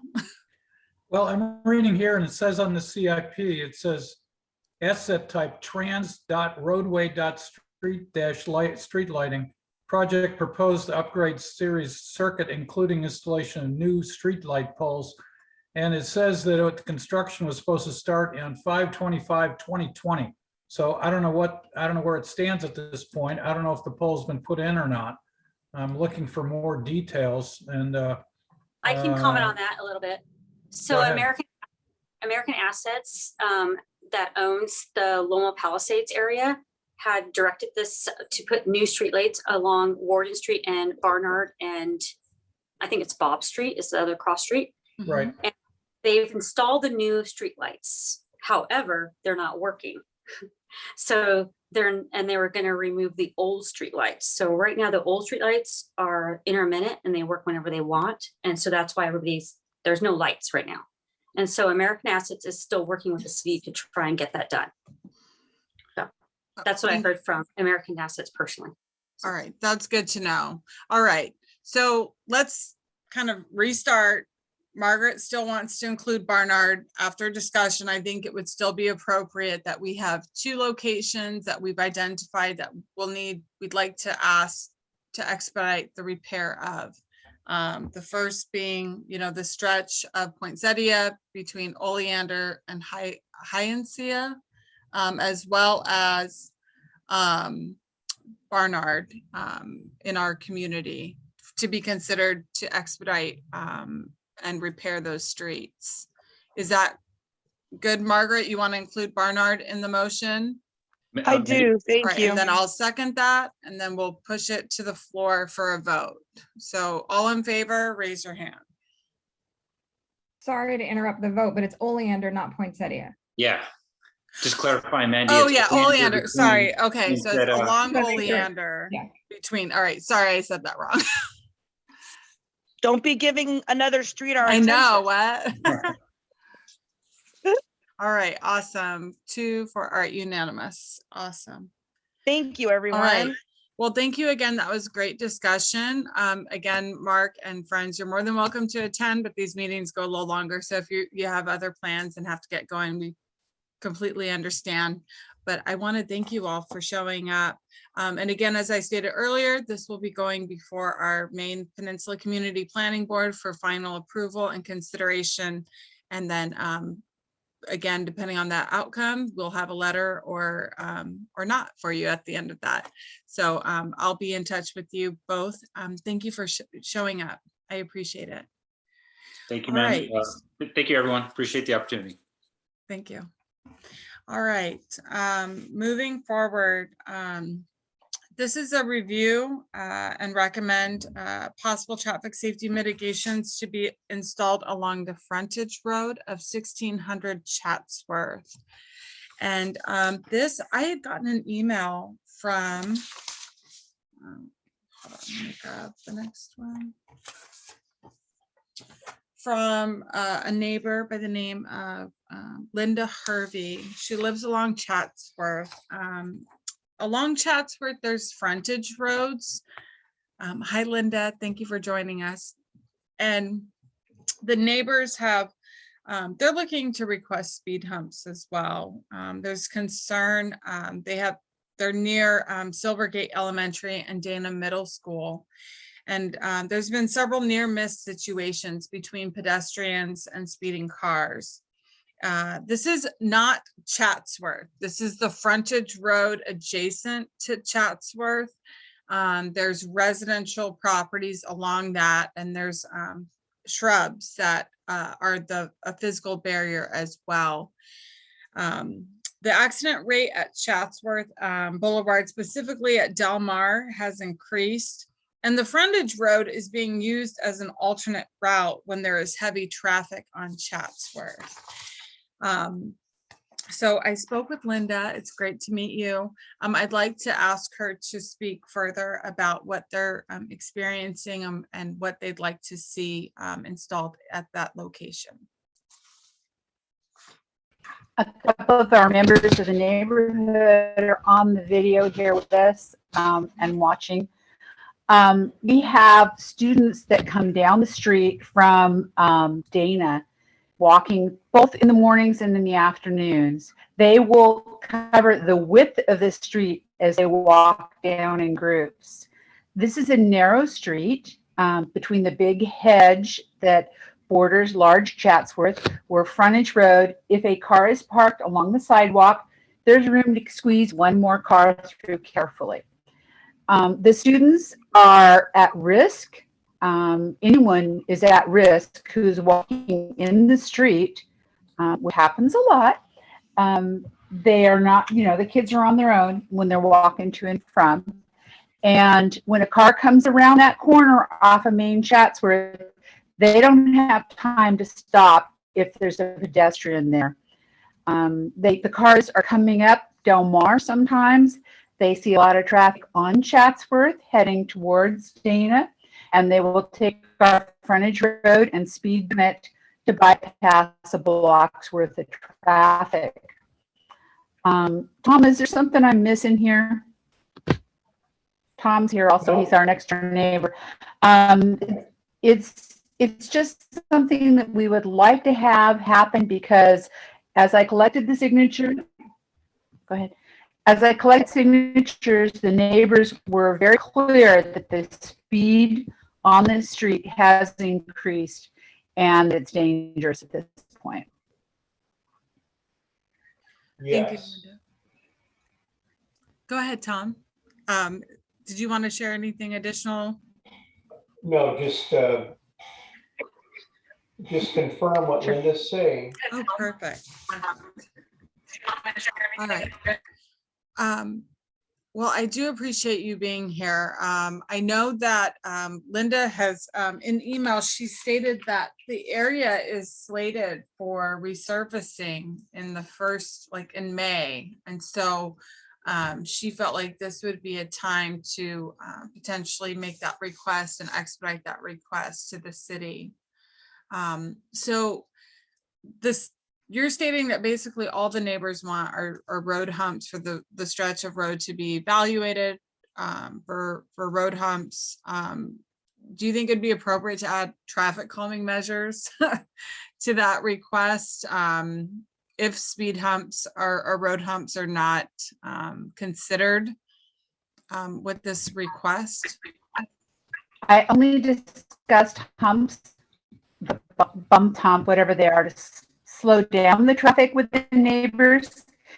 It was not every single neighbor. We had one person who was not ecstatic about the idea. Okay. All right. So is there any discussion of this item? Go ahead, Tina. So I just want to ask Linda, is the 1600 block of Chatsworth, like by Delmar Avenue, that area where there's that walking crosswalk but no lights? Yes, that's correct. Okay. Okay. Our So street begins at Delmar Avenue. yes, and there's a walking crosswalk but no lights or no signal there or anything, correct? There's just across Chatsworth, across the main road, there is Yes. a Okay. pedestrian light. Right. I was just kind of trying to visualize where you're talking about. Okay. All right. And just as was discussed earlier on another street, people blow through the stop signs. Mhm. So, All right. Thank you. So I'm seeing as this just being Crazy. the slurring. Go ahead, Paul. Well, I just wanted to state that when you look at Catalina, there's a very similar situation there with a road like that. And when you first get on that road, there's a 15-mile-an-hour speed limit somewhere, according to Google. On part of it, maybe not on all of it, but there are some sidewalks there, and it's a very similar situation. I don't see a problem with road humps, but I think that maybe they could lower the speed limit down to 20 or so on that street as a possibility, because it is like an access road. I don't know what the regulations are, but it would seem like you could maybe go below 20. 15 seems a little extreme, but that is a possibility to recommend that, as well as maybe the humps. Mhm. And it looks like that street is not one way. so cars can go both ways, but they usually only park on one side. Is that correct? Yes. Right, yeah. Linda, go ahead. I have a point. Yeah, go ahead, Linda. This street, yeah, on our street, I don't think speed limit signs are going to do much good. It's only 1 block long. And out on Chatsworth, technically, it's supposed to be 35 miles an hour, and they're going over 60, and we're having multiple crashes because of the increased speed on that street. But we are different. We're just 1 little block long. All right. All right. Is there any other conversation? All right. So I think this is a pretty straightforward request. I'd like to make a motion. Oh, Matt, do you have something? Yeah, I guess I just had one question for Linda and any other neighbors who might want to comment. If the city, if you were following some of our previous discussion, it was suggested that, you know, sometimes when we offer specific recommendations to the city, they may not agree that that's what's appropriate here. So sometimes I think Margaret suggested it could be good for us to list a couple different considerations for them. You know, our job is to identify a problem, and then, you know, we can offer some solutions to the city, but ultimately they're the ones who choose it. If speed humps were to be something they didn't want to pursue, even though the residents were interested, do you think residents might be interested in some other kind of treatment that could reduce through traffic speeding through it, like something like diverters that could still allow people to pass through, but you know, because these aren't long sections, maybe you have to only access it for 1/2, you know, further up or down Chatsworth for your driveway. Do you think people would be open to something like that? Yeah, we could tell them to make it look like Oleander.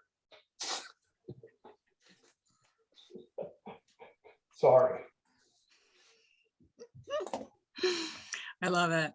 I like that recommendation, Matt. Are there any other? Well, I mean, diverters could stop a lot of through traffic, but I don't know if that's something that people living on there would want if it means they could only access their driveway from one end. I think that would be worth, you know, trying to get at least a little feedback before throwing it. I think that would really, yeah.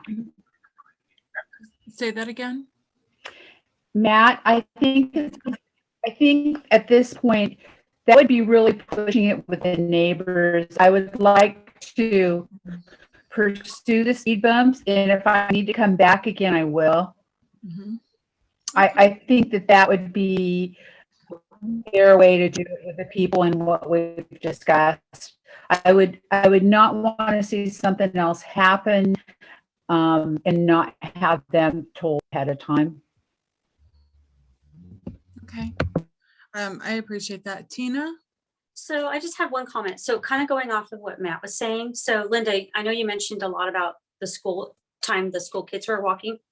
So what if something as a second option or a third option that said you can't use that I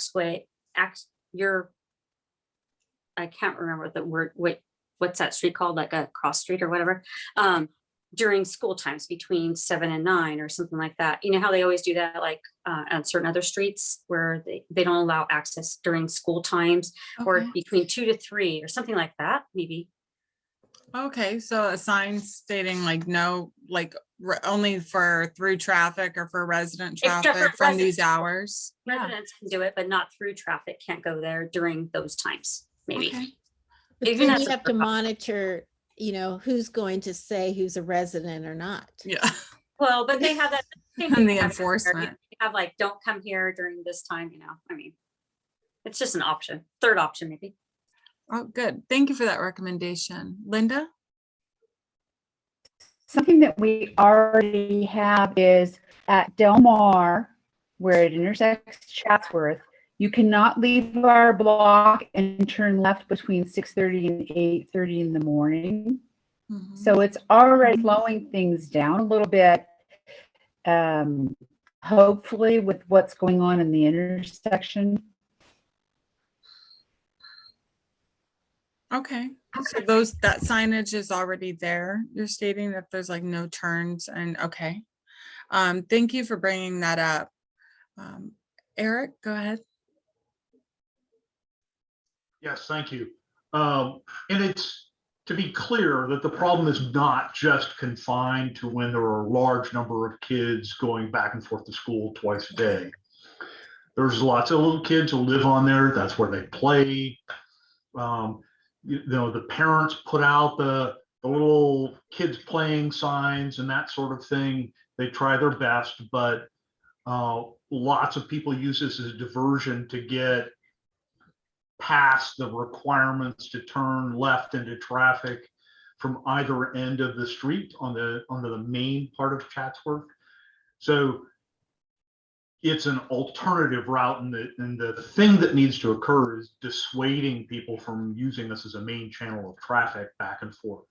So it's not just the kids are a big risk, and there's a lot of them. There's hundreds of kids that go up and back and forth during main commuting hours, and certainly that's a big problem, but it's not solely confined to that. And it's narrow, and there's a lot of other things that are going on that street all the time. Right. So That's anything. That's good to know, because it sounds like the sign may not be effective, being that it's appearing throughout the day. Well, I have a motion. I think this is straightforward. A motion to request that road humps be installed along the frontage road of Chatsworth. You said Del Mar. I'll just put the 1600 block of Chatsworth to help reduce speeding, or, to create a safer street for your area. Do I have a second? I'll second it. You're talking about the frontage road of Yeah, the Chatsworth, frontage not- road. Yeah. I'll second it.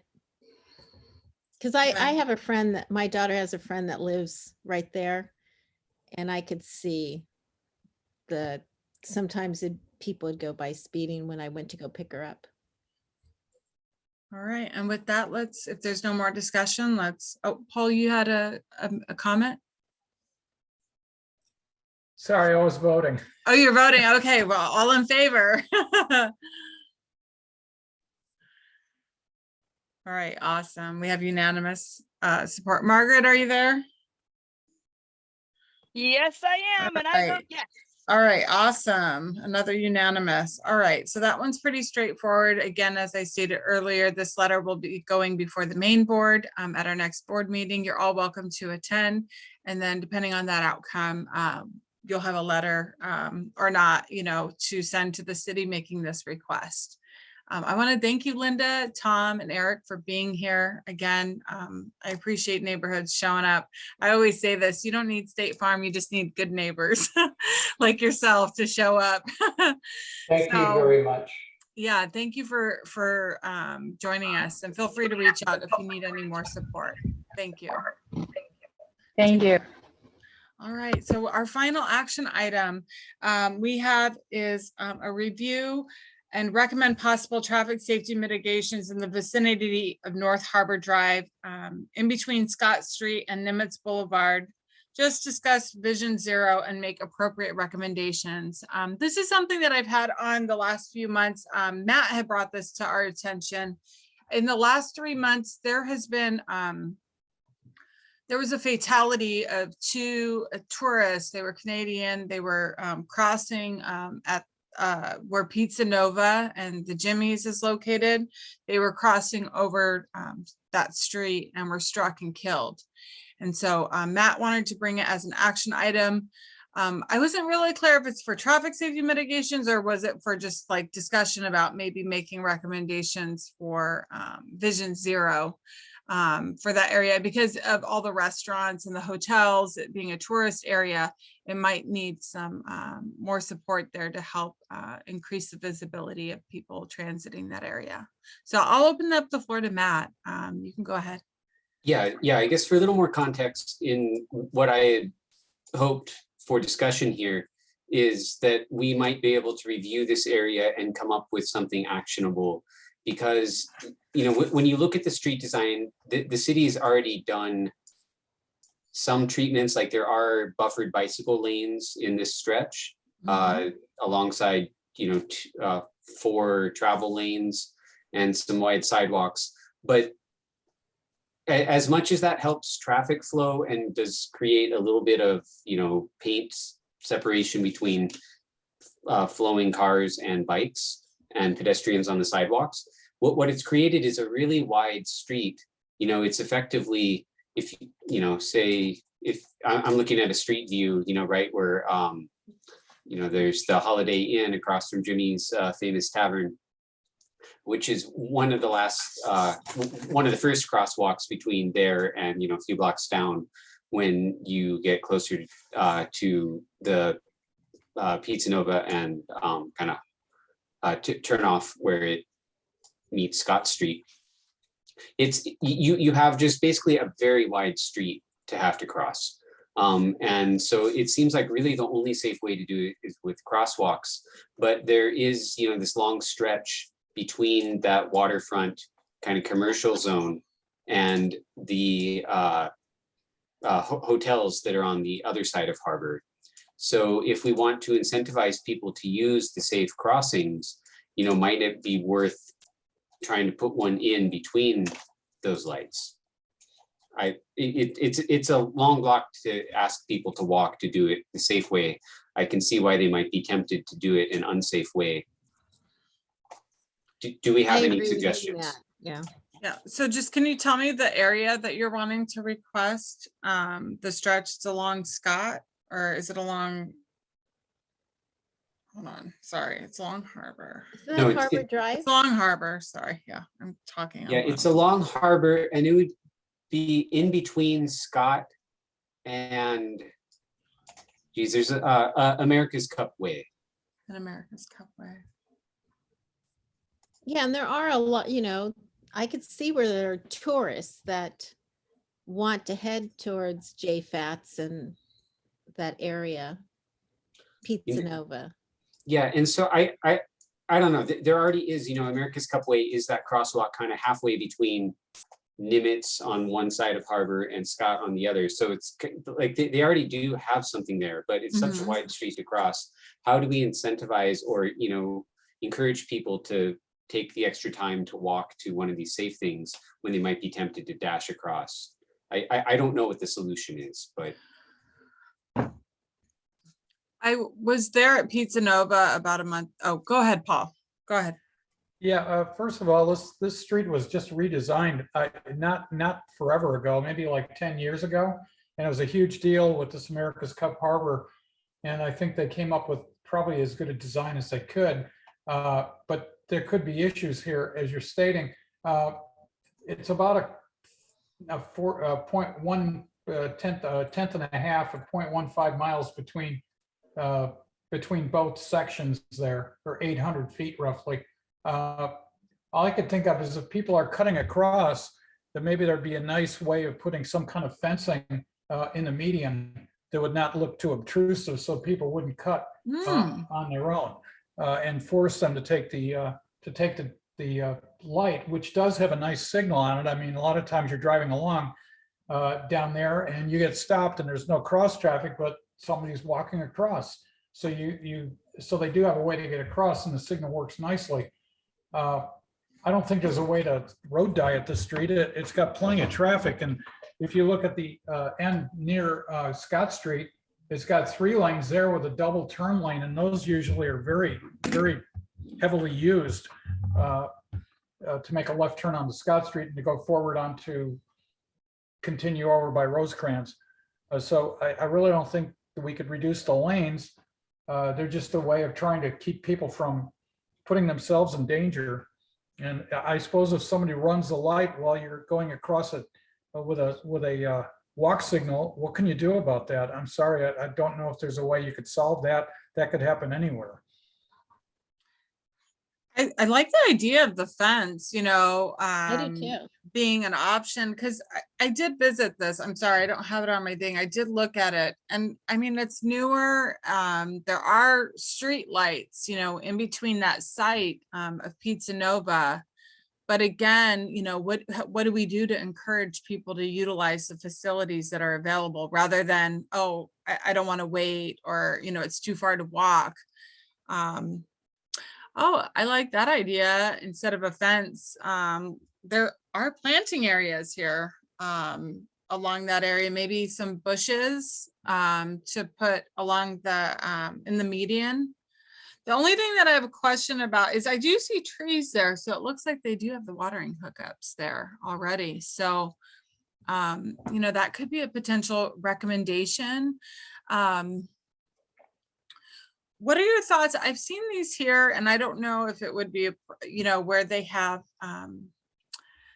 in between, like almost like a crosswalk in between, and it goes in between the, you know, would that be something that could potentially be recommended for the stretch as well? Are you talking about like a place, like kind of like a holding spot where people could cross half and wait safely to cross the other half? Yeah, so basically part of the median, you know, they get across into the median, it would be a crosswalk, and then they'd be able to stop in the center and then transit to the other side. I like the idea of this, especially if it could be a raised crosswalk or something, but I don't know, given the volume of traffic here, if the city would be open to that. Yeah. And with that, I want to yield. I think we have another comment. Okay. Oh, hi, Delana. Hi, Delana. Oh, you're on mute. Oh, there you go. Hello, late. But I would like to echo somebody I just listened to talking about how well designed that street is. I ride my bike on that very, very frequently. I agree with whoever just spoke and said, we can't help it. I think it's as safe as can be for pedestrians. If people are going to violate the rule, we cannot legislate smarts. I think I agree, put something up that absolutely discourages pedestrians from crossing inappropriately. There's within that short distance, there is a good crosswalk, and whoever said that traffic stops for the pedestrians is absolutely correct, because I have to jam on my brakes when I'm going down there and the light changes suddenly. I think encouraging people, even by putting a holding zone in the middle, encourages people to violate the rules. And then when they get hit, we're now responsible because we encouraged it. I think we need to do what we can to discourage it. And again, as a bike rider, I think many of the changes they made when they redesigned it made it a lot more difficult for a cyclist and made it better for cyclists. So I'm generally gonna speak to the side of being a very avid recreational cyclist and keeping things safe for us, because usually in the name of making things safe for pedestrians, we really screw bicyclists. So that's my opinion. Very good recommendations, Delana. Nice to see you. I wasn't sure who iPad 3 was. Margaret, go ahead. Has anybody in this group sat outside having lunch or dinner at Point Loma Sushi Lounge, or even a coffee outside at Starbucks or the other coffee joint place where all this is happening, or Jennings House? I encourage you to do so on a busy morning, mid-afternoon, and dinner, and you will see how crazy all angles of Rosecrans is for pedestrians, cyclists, and even drivers. I was just sitting there the other night at Point Loma Sushi Lounge and was just like, the only way we're going to solve this for pedestrians, at least, and cyclists is a total new road diet for that entire area. Bushes, trees, fences. It's not going to help the situation because all that stuff is down by Point Loma Seafood and Mitch's. And I see people jumping those fences, jumping those bushes to get across the street from Mitch's and Point Loma Seafoods over to Monserrat's, over across the street through Rosecrans. It's insanity. People are crossing Rosecrans at all different angles. At this point, we almost need a pedestrian walkway that goes across and over Rosecrans to make it even safe for anyone nowadays. It's becoming more and more dangerous, and the attention there has been failed. we're talking about Harbor. You know what, Margaret? Apologies. Well, the reason We why I'm have saying been that is 'cause talking it all- about Rosecrans, but again, no, it all ties together. Harbor is where they're all coming from to Rosecrans and vice versa. They go to that area where Jimmy's Tavern is. That whole area all coexists and intertwines. It's all a huge mess. I do see an opportunity, and you're right, Margaret, how it contributes to the Rosecrans traffic. Apologies. You know, I think a motion to put some sort of barricade. I like the idea of doing shrubs, something environmentally beneficial would be best to encourage to be installed in that median along Harbor. That would maybe encourage people not to transit across that street. But I'd also like, do you think it would be appropriate, Matt, to, if we do make a request of that nature, to make a recommendation to have it considered for evaluation for Vision Zero? Just,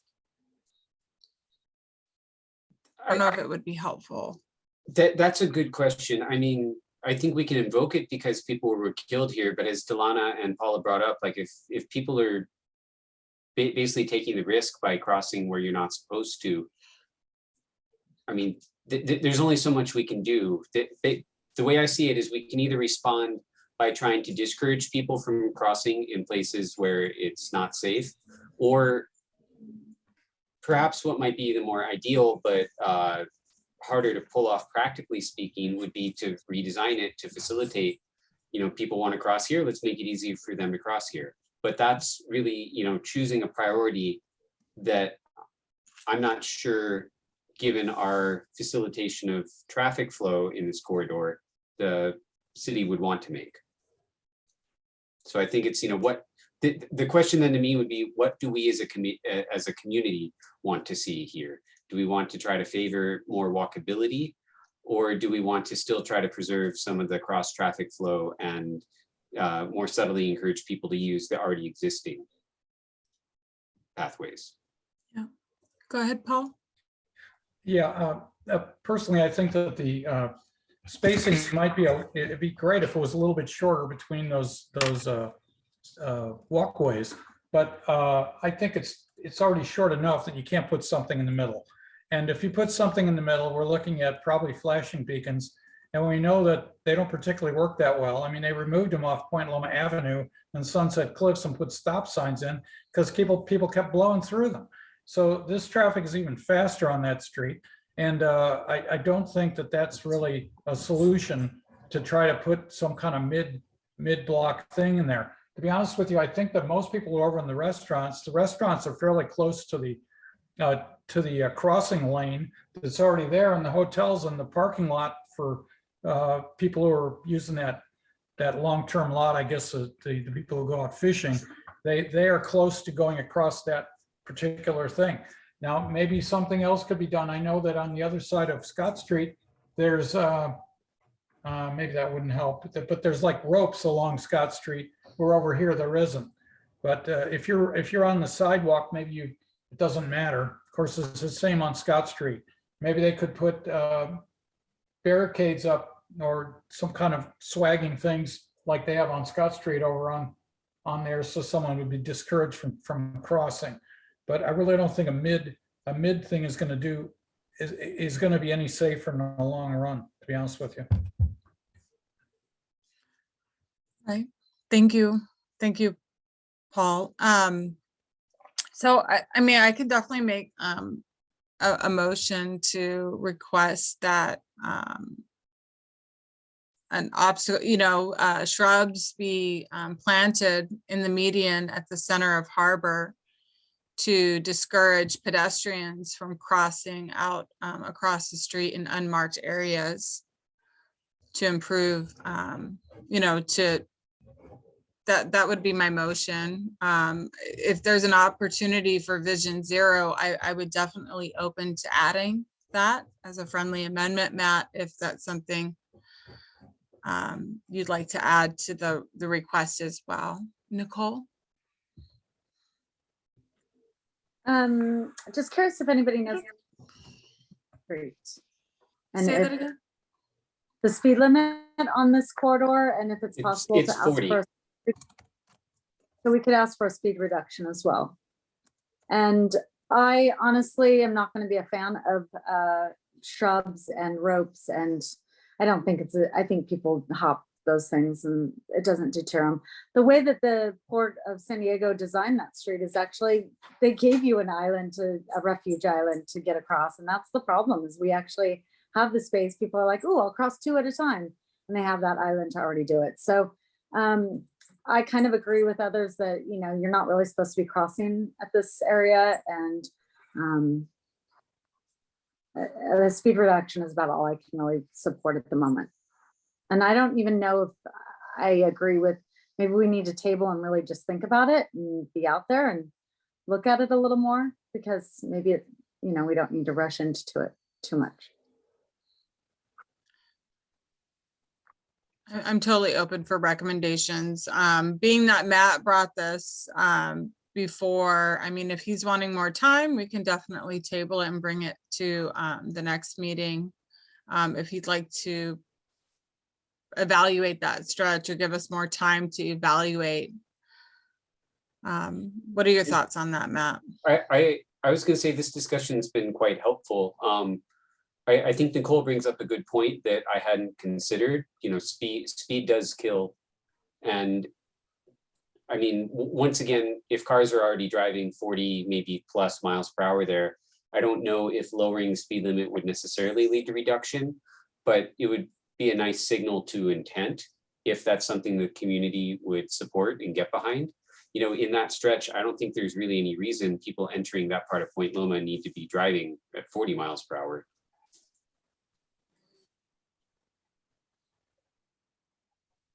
Okay. Andy, it looks like Delana wants to say Oh, something. hi, go ahead, Delana. Regarding the speed thing, kind of be careful what you ask for.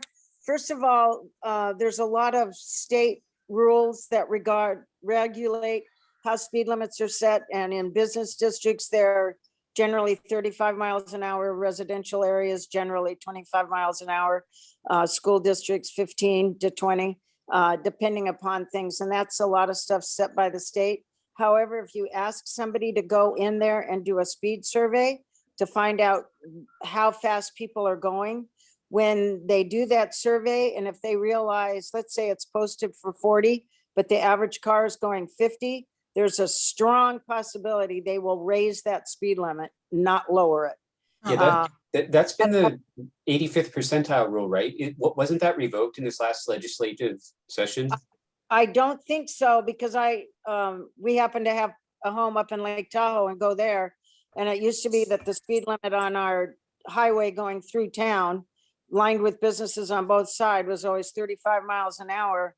And when they asked California to do a speed survey and lower the speed down to 30 miles an hour, it wound up raising it to 45 miles an hour. But when was that? I think that was supposed to change as of 22. Yeah, I believe Matt's right. It just recently changed. Go ahead and check into it, but yeah, what I'm saying is there's things outside of just asking people to lower and saying because pedestrians crossed illegally, I don't think you're going to necessarily get what you want. Delana, thank you for that recommendation and that insight. But Matt, I believe when we were talking about the Nimitz crossing last year, you had mentioned that had been that there had been changes to that rule so that we could there was more flexibility with like reduction of speed limits. So thank you for bringing that up, Delana, but that's not an issue that we can fear at this time because it's been removed. Go ahead, Matt. One clarification, when we did bring this up, because Delana's right, in the past, maybe a couple of years ago, we discussed initiating a speed study and we were told basically off the record on Nimitz, like don't do this because it might increase it. But as of last year's legislative session, they passed an amendment to the state that was supposed to basically undo this mechanism, and Newsom signed it into law.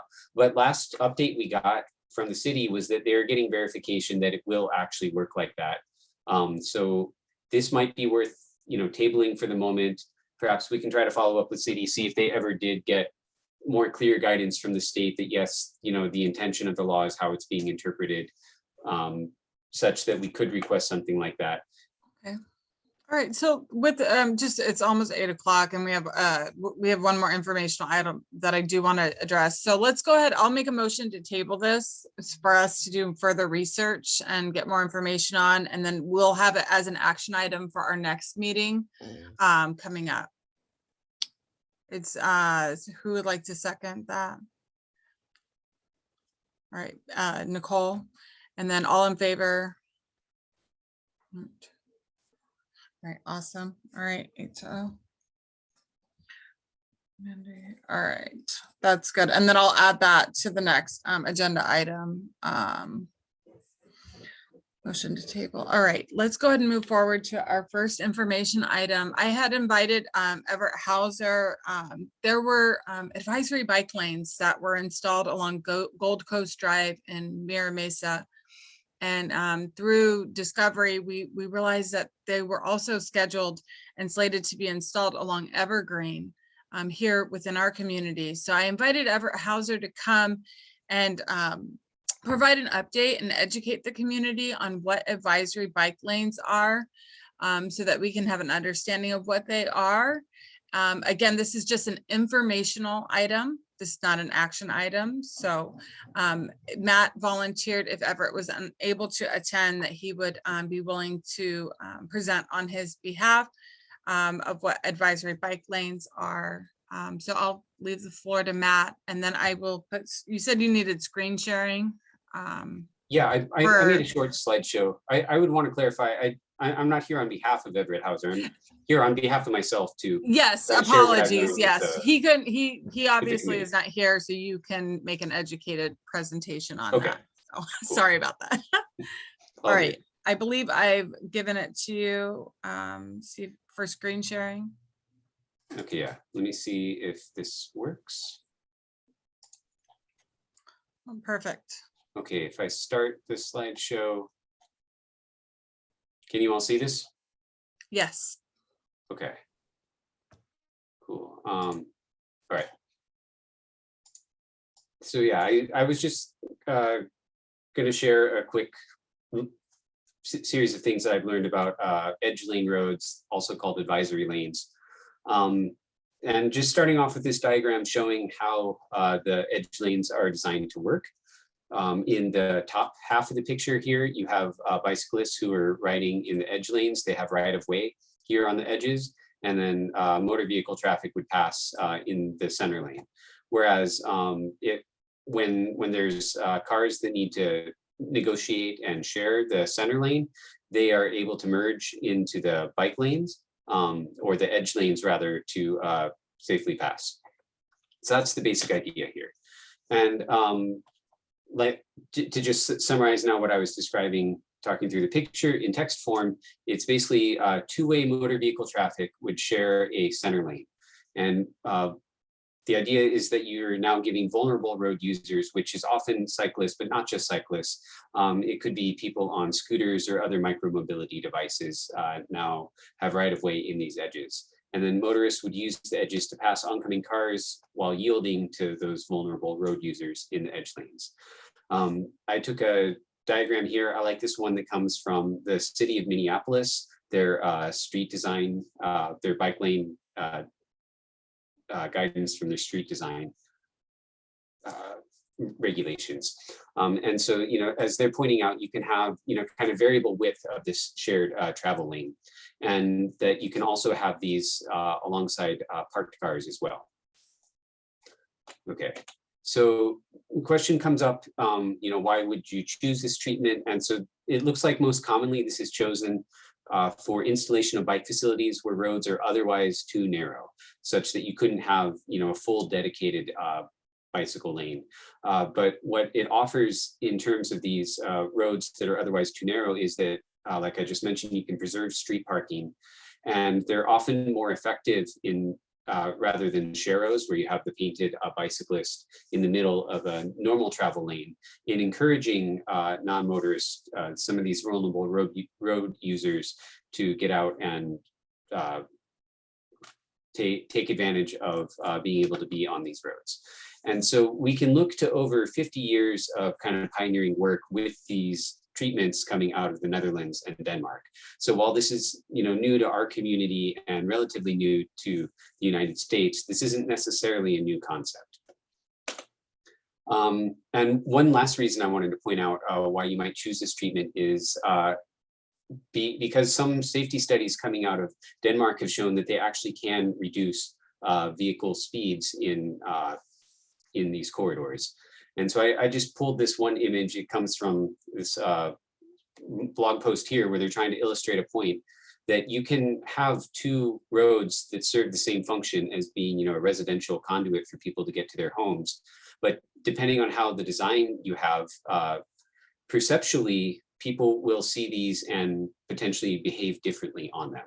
And so one of the ideas is that if you have a road that is wide enough to encourage people to speed down it, but you do things to perceptually make it appear smaller, if not actually be smaller in you know, physical treatment, that you might see a change in driver behavior.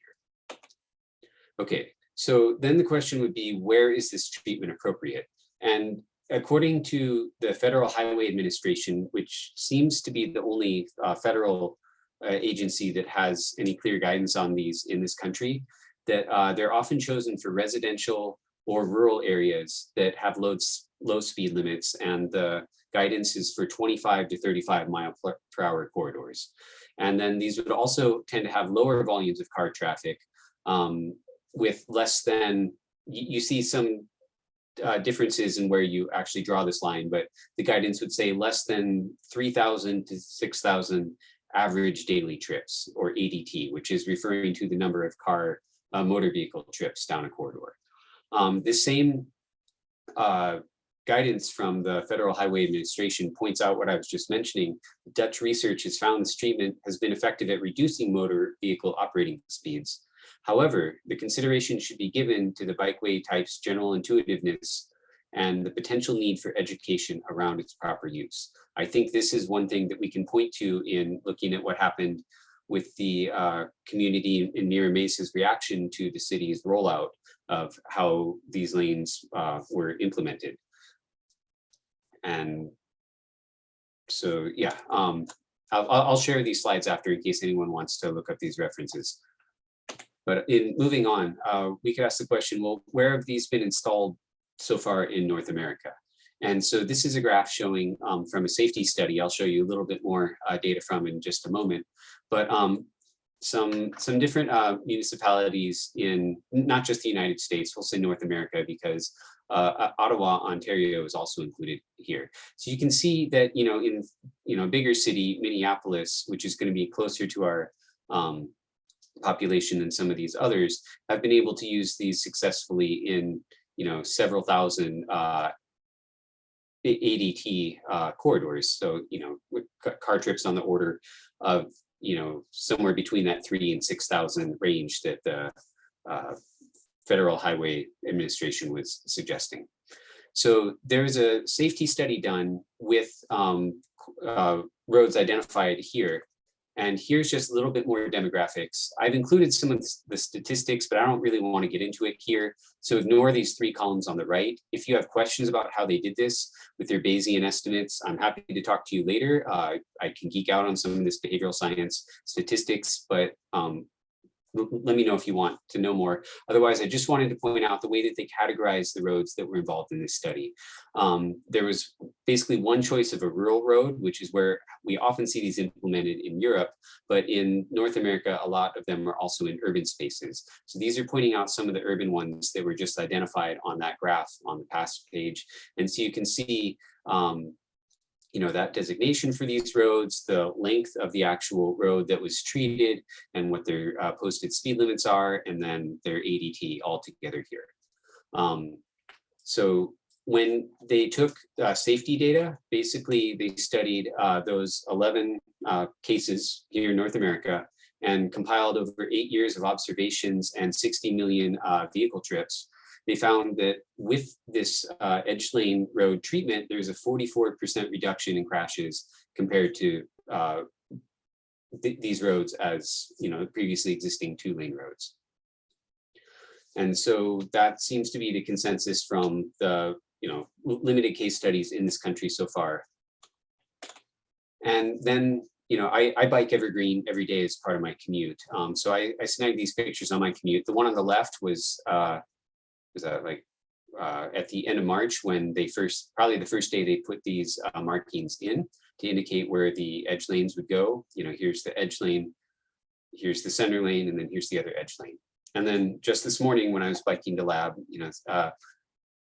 street worker was out basically painting these over in black spray paint. So they're removing the indications as they've announced at the city level. They're putting these projects on pause for a moment. So that's where we are basically with Evergreen Street. But I did want to just bring up a couple things.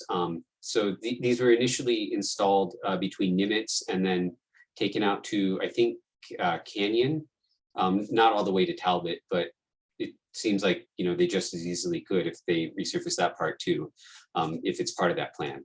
The speed limit is 25 miles per hour in this corridor, and it services a lot of residential properties as well as a school in between Canyon and Talbot, and church in that segment as well. So I looked up the city's data, and they don't have any traffic volume studies for Evergreen.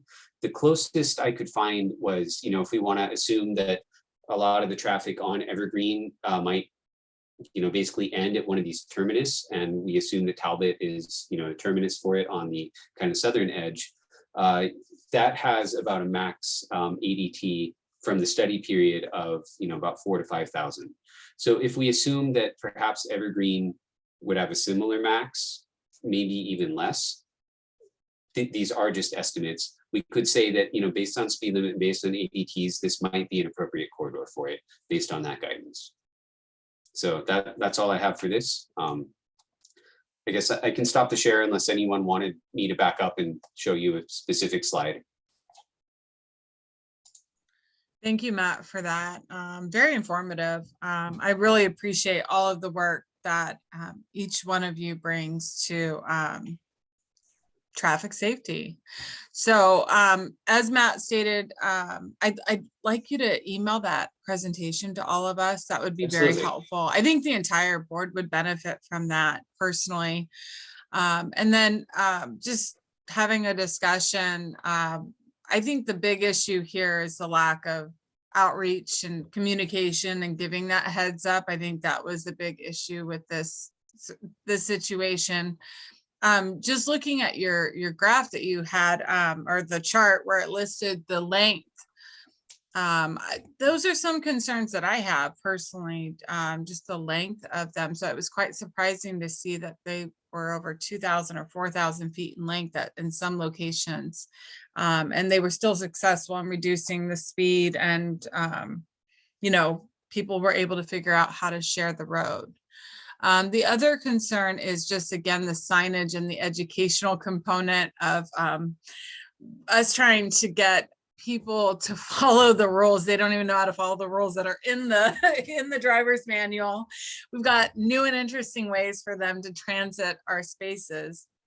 I fear that could create some confusion, but I think with the proper amount of education and talking to people and giving them a heads up, I think we can help the community try to navigate that new mitigation, if that's something that the city's intending on bringing back in the future, for sure. Paul? Are you taking any comments? Yeah. Yeah, thanks very much, Matt. That's a very nice presentation. And but of course it doesn't, we have two problems here. The Gold Coast Drive was totally ridiculous the way it was done. And I looked up the ADTs on Gold Coast Drive. As soon as I saw the video, which showed all these cars just like trying to avoid each other. And the ADTs up there are 7,200. So, and this was probably during a peak time. It should have never been put in. And it didn't qualify under any scenario that I could see. Evergreen is four feet narrower, and it's 3,000 feet long. Now, you can talk about how it'll work. There's 11 intersections, about 270 feet apart. There's 35 to 40 driveways on that street.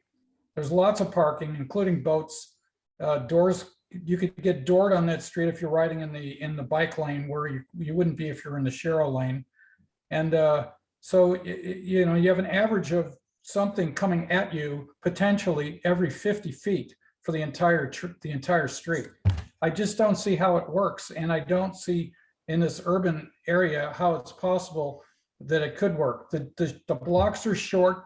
Everyone has a driveway. They're all corner lots. Most of the driveways are on the street instead of on the cross street. It just, I talked to Dr. Jen's office. She's opposed to advisory bike lanes in the city of San Diego, from what I was told by Linus. So I think what happened was this was pushed out the exact wrong way on the wrong street at first without even advising anybody. And it just created an uproar, which made the city look stupid. And I don't think the bike community has gotten any pluses out of it at this point. I'm just concerned. I don't know if, I just think it's a flawed concept for an urban situation. I think it works great if you're out by a park or something where there's a lot of bikes that are riding on let's say near a lake or a river, where you can share the road on low EDTs, but not this type of situation. So I really don't know. It kind of to me, it's like the concept works if there's not a lot of traffic there. But if there's not a lot of traffic, you probably don't even need the concept. So, you know, I think it's kind of flawed, and I really don't think it belongs on Evergreen Street ever. And it doesn't belong on any street that has that many ADTs. It said the 3,000 number was up to 3,000 was recommended it would work. From 3 to 5 to 3 to 6,000, it said it was potential that it would work. Well, you know, I don't know what the ADTs on Evergreen is, because I haven't done them, and I don't know what the peak ADTs are, or a speed survey. You have none of those things. Up on Gold Coast, it wasn't working because there were too many cars, and that was a wider street. You showed on your thing that the 12 to 14 or 12 to 19 feet is good for the center lane. I believe on Evergreen would be somewhere in the 10 to 11 foot section. It's just not enough space. So I'm sorry. I hope you guys will see my position. I just don't think it's a hill that the bike community should want to die on, because I think it's not going to help them in the long run for getting other bike facilities put in. Just for clarification, that 12 to 19, that's from the Minneapolis city guide. That's not necessarily the exact same as the federal highway one, or whatever they're trying to work with in relation to that here. Just wanted to clarify that. I understand that, but if you look at that video, or that web thing that was out there about the ones in North America, almost all of them were more, there were only a couple of them that were at 10 feet or 11 feet. A lot of them were much wider. And in fact, one of the ones, if you read through there, the one in Minneapolis, which was one of the ones they really like to have, it was removed. So there was too much opposition to it, and it got taken out. Thank you, Paul. Corla? Sorry, Corla, and then Delana next. Okay, thank you. Thank you, Matt, for that information. I obviously never heard about anything like that. And they did the same thing they did up in Mira Mesa with us. I live right here, and all of a sudden those lines are chalked out or whatever they're done, and nobody knows anything about it. And then I see Mira Mesa on the news, and I was appalled. I personally believe it's extremely dangerous. I have to agree with Paul in many ways. We're in a unique situation here in Point Loma. We're a peninsula, and the road ends. We've got military at the end. We've got a school right there at the end at Cannon Street. And just so you guys know, most schools in the city of San Diego, city schools, change their bus schedule every year or 2 years, so that sometimes you have an early schedule, sometimes you have a late schedule, and they rotate that. They do not rotate Cabrillo because it's not safe for those children to be out at different times of the day because of that military traffic going down there. And those guys cut through on Locust, and they cut through on Evergreen, trying to avoid traffic on Rosecrans, and it's really busy. I feel like it's some rogue people, you know, like the cut down the palm trees over there in OB, you know, it just, I don't know, I'm just completely frustrated with it. Evergreen is very narrow, and Paul was very eloquent in talking about the driveways and all the things I wasn't thinking about. I see a disaster with the parked cars. I can see you bike guys. I see Matt. We used to see each other more frequently than we do now. I'm like, hey, there's Matt. You know, I'm walking my dog there. He's riding his bike. I just think those parked cars are a disaster. People are in a hurry. Then the driveway situation, it's too narrow, and I think people are too in a hurry, and everybody's distracted. You know, I mean, since the pandemic, people are nuts, and they're crazy driving, and they're distracted in the first place. But nobody contacted us. There was no information, no education.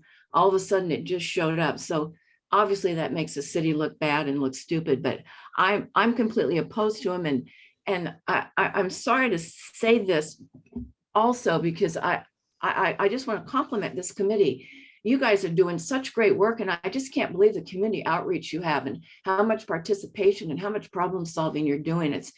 I'm completely impressed. You guys are doing a wonderful, wonderful job. But what I want to say in the nicest way possible is that when we voted to approve Evergreen as some kind of a bikeway, and there was pushback on the terminology, if for any possibility I would have thought that there was such a thing as an ABL or an edge lane road, I would never have voted for any of that. And what I would like to see from the biking community and from you guys that are in the know, that know things in the future, I'd like to know what a possibility is. Is there something like that could be possible when we're voting to approve bike throughways? I've told Matt and other people, in my perfect world, there's safe pedestrian, there's safe bikes, and I mean protected bike lanes. I think you guys should have the world. I think you should have everything you need, because I just think it's unsafe. And I applaud you for being able to ride a bike, because I'm not getting on one. But I just want to know what the possibilities are when we're approving something general. And I'm going to be a lot more cautious in how I vote and what I would approve because of that. Thank you. Just to clarify, what we approved last summer with regards to Evergreen and Locust, it was on the opposite side of Nimitz. It did not have to do with this area. Yeah, it was to improve the connectivity and create a bike corridor so that it could pull the bikers off of Rosecrans and connect it to the Liberty Station neighborhood. Well, was there any way that could be an ABL as well? I mean, would be a well, there wasn't when we were making. That's a good question. I would like to ask that of Nicole, if in the future that was not a part of the toolkit. There's no such thing there's no discussion about advisory bike lanes in the toolkit. So that's not what was being discussed at that time, and it was never discussed at that time. That was just to create connectivity and create a safe bike corridor for them to pull off of Rosecrans, but that's on the opposite side of Nimitz. So, but I do want clarification in the future, if we do request like a bike corridor or a bike route, and I don't know, it might be too early, will advisory bike lanes be considered a possibility? Yeah, and I've been told, like I've emailed the city in D2 and well, it works in Europe and Europe. Well, this isn't Europe, this is San Diego, and our infrastructure, they're building, it's density and building and building and building without the infrastructure. I can walk faster downtown along the water, along the bay, than I can take a bus to get downtown from here where I live. And so that's also a big problem. That's not exactly what we're discussing now, but it's an issue here. These kind of things, just because they work in Europe, who's had, we don't have that here. So I think a lot of the issues is just communication, giving the public a heads up. Obviously, I think anyone waking up and finding that their street has been redesigned down to one way would cause concern without any heads up or education on that. So thank you. I think it would be appropriate, being that the city's in this, we can maybe list some of these concerns, or I can even share the video with Everett if he's wanting to listen to this portion, just to provide them with feedback, of what the public's concerns are with regards to advisory bike lanes. But great points, Corla. I think again, it's a culture issue, you know, getting people to learn a new, you know, how to transit a new feature in our roads. And it's kind of frustrating when we can't get them to follow the follow the rules for the existing ones that are already here on the books. So Delana, go ahead. Oh, you're on mute. I want to echo Paul and the woman who just spoke. It looks like Corla. Yeah. Bad idea, bad idea, bad idea. Paul's research was very excellent. I would just come up with thoughts. He's got facts. Those streets are too narrow. You set up a bad situation. I can tell you again, as a cyclist that, and I did 250 miles in 4 days last week. So I do ride a lot on all of these streets. First of all, one of my things is while I appreciate Cheryl's, they even bother me sometimes because by law, bicycles are allowed everywhere. So every time you go in and start painting, this is where we want bicycles. That means drivers don't think we are allowed to be on any other street, that we should have to go over to that street that's marked. And that's not necessarily the street that benefits me.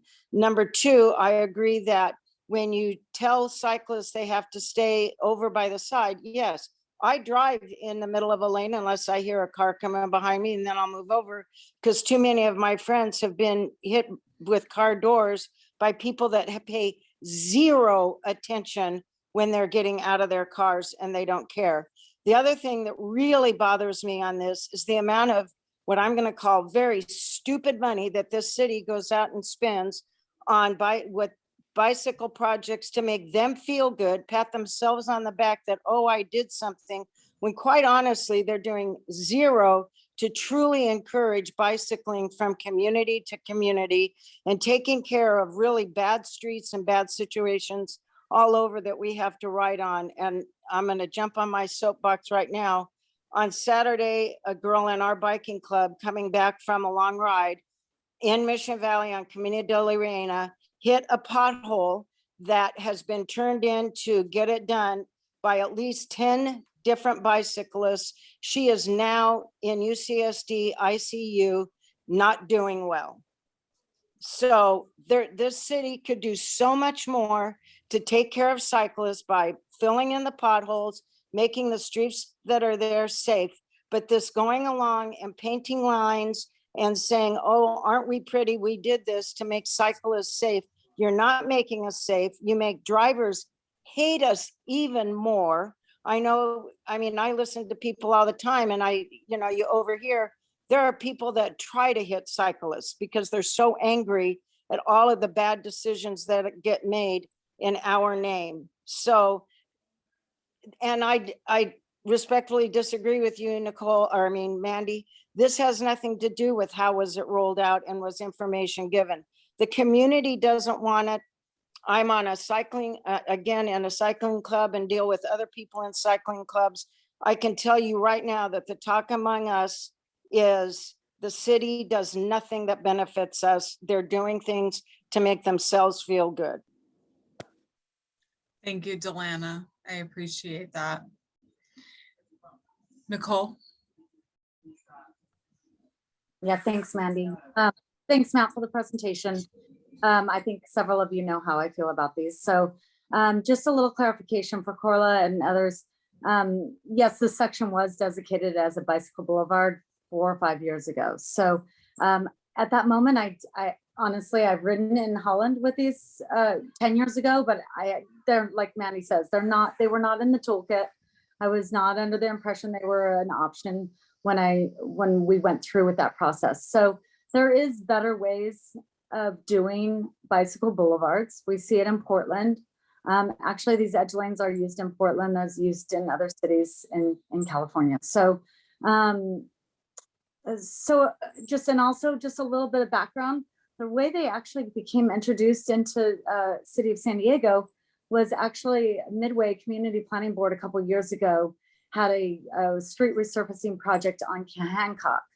And at that time, it's in part of the bicycle master plan. And so we were like, wait, you can't get rid of a bicycle mountain. You know, we need to improve this corridor, and the city's looking at ways to improve it. And they're like, you're going to have to get rid of parking. And the community, the businesses of Hancock actually came to the city with the suggestion to maintain the parking. So that's really the gist of the story, right? Like, oh, I agree with both you and all of you that we would love a separated facility, but tell me those residents on you know, on Evergreen, on Gold Coast, on any street in San Diego is willing to give up their parking. Nobody is willing to give up their parking. So, and then just let's just take it back to the beginning of this conversation 2.5 hours ago,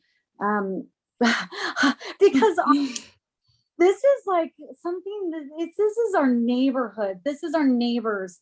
These are the same people that are driving fast on. There are kids, our families, our people, us. I've watched our neighbors, people on traffic subcommittees drive dangerously around the community. So as I agree, outreach community, all of that was a poor, I actually disagree with a couple things that the city's doing. They need to go to an outside consultant to get us out of the door zone, provide a buffer. I don't want to be in the door zone either. They need to look at some of the, they need to look at the people who are doing the work and get some feedback. I've been in conversation with them, and there are some critiques to all their designs. So I think that's important. I think we can ask for, you know, reducing traffic.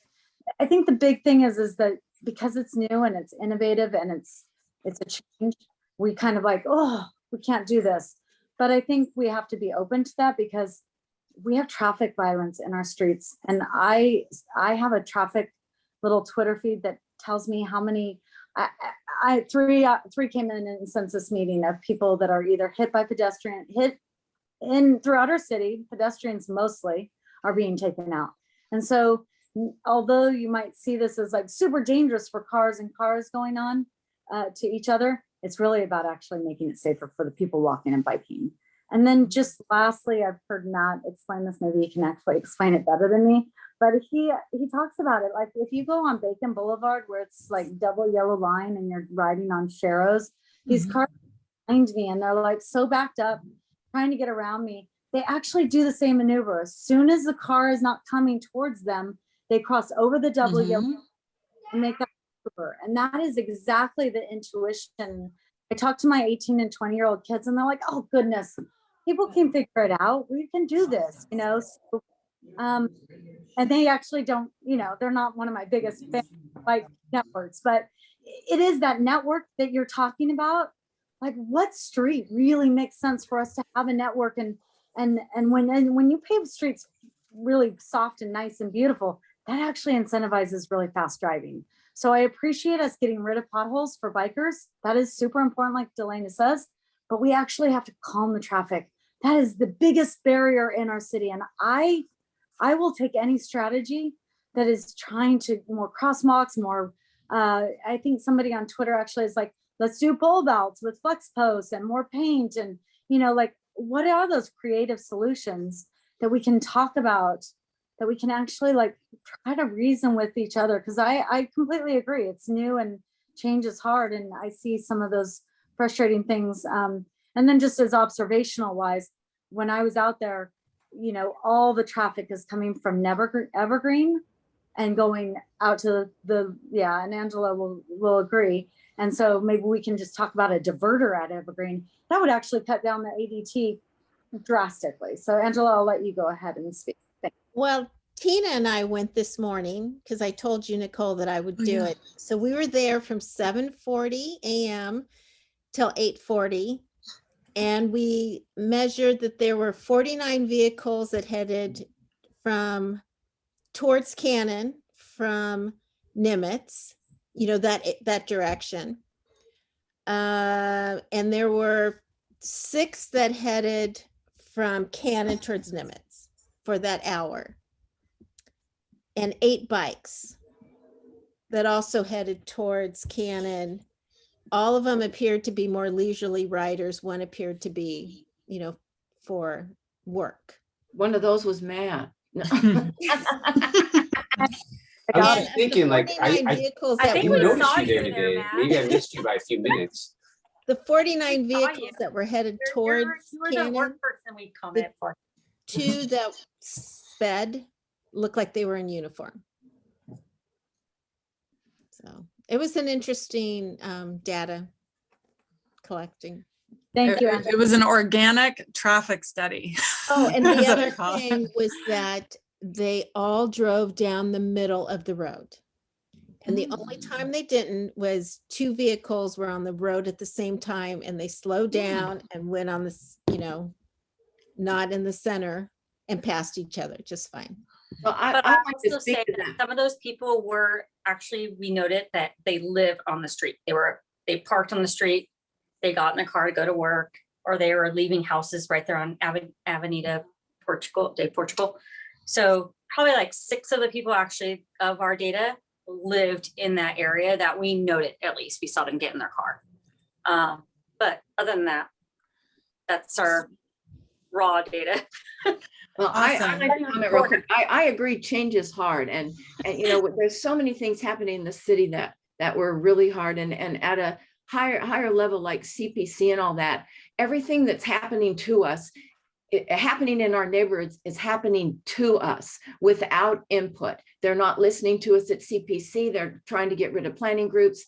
So there's a lot of frustration right there. But I'll tell you what, I drive these streets and I drive right down the middle because I don't want to get doored in my car. And when somebody comes, we get over. So I get that. I just think it's unsafe for the cyclists. And they were out there today. And I think, Matt, they were painting stop on the road as well today. I haven't been there because I had painters here. And then they painted double lines down Locust today. And I drive down the middle of that one too, unless somebody's coming because there's so many parked cars and everything. So this is a neighborhood and that's how people use this neighborhood. So I want to look out for pedestrians and cyclists and have that be safe. But when I'm in my car driving down the middle, because of the same reason I don't want to get doored, it can't possibly be safe in any capacity for a cyclist. And this is an older neighborhood. We're all aging, and it's going to turn over and get younger and blah blah blah at some point. But I don't know. It's just very worrisome to me. So, But also, just so you know, Carla, also we were there, and the previous lines that we observed that they did without permission. So they say today they were actually with black spray can paints going over. Yeah. They were taking that out. And it depends, like when you're driving on both of those, Locust and Evergreen, some people don't go the entire length. They cut through the neighborhood. And Byron, my street turns into Shelter Island Drive, and it's a big cut through because there's a light there. Yeah. There's a stop sign and then a light. And so it's all can be dangerous, and people there's accidents on my corner all the time. Some woman in Lincoln a few years ago, I don't know how she did it, put it on its side. Okay. So That was me. No, No, I'm that just was not joking. you. I'm just joking. I I'm a don't hazard think to my Locust own is health when wider, it Matt. comes I to think driving. Locust feels narrower. We'll have to see how that goes. Do you have the statistics on Locust? No, but I bet Paul does. Yeah. What was that about Locust? No, I was. Well, the stats on Locust. Visually, it's wider. Well, I was just thinking that, if you really wanted to solve this problem, it wouldn't happen. But if there was a one-way couplet there, that would give you bike lanes and be able to get the traffic moving. Well, I said that because when you come off of Nimitz there Right. on Evergreen, Heading down Evergreen. it's one way. And right after my husband died, I was goofy and I found myself going the wrong way on that one way one time. That was a different situation. But we got a perfect scenario there in my mind to make both of those street one ways, and then we can have some protected bike lanes without. Do you know what I mean? Like, That's a good I think it would be hard to put protected in there with the number of driveways you have. Oh yeah, that's right. Yeah. Generally, they don't like to do that. And I just wanted to bring up one concern. I like the idea of parallel one ways, but it seems like if part of the concern is cut through traffic, because I'm coming up over the top of Nimitz, and then it's really easy just to veer onto Evergreen there when I'm headed south towards the naval base area. if part of the concern is that there's already a lot of people trying to use that to kind of speed through and bypass Rosecrans, giving you perhaps a little bit more space with a one-way isn't necessarily going to solve that problem. And in fact, But it may might, not slow them down. Yeah. right, it might exacerbate it. And so the just kind of one follow-up thought question, you know, some of your comments, you know, brought it up in mind, Corla, and you don't have to answer it, just something to think about. Do you think that a treatment like edge lanes, it doesn't have to be them, but something, you know, on that order could help slow cars such that there might be less cut through traffic? I don't know. I just don't think people are ready for it. I don't know. And I totally agree with traffic calming and slowing people down and all that kind of stuff. I think that's so important. You guys have been very, you know, you're always so informative and know so much. So I really appreciate the knowledge and sharing. Thank you.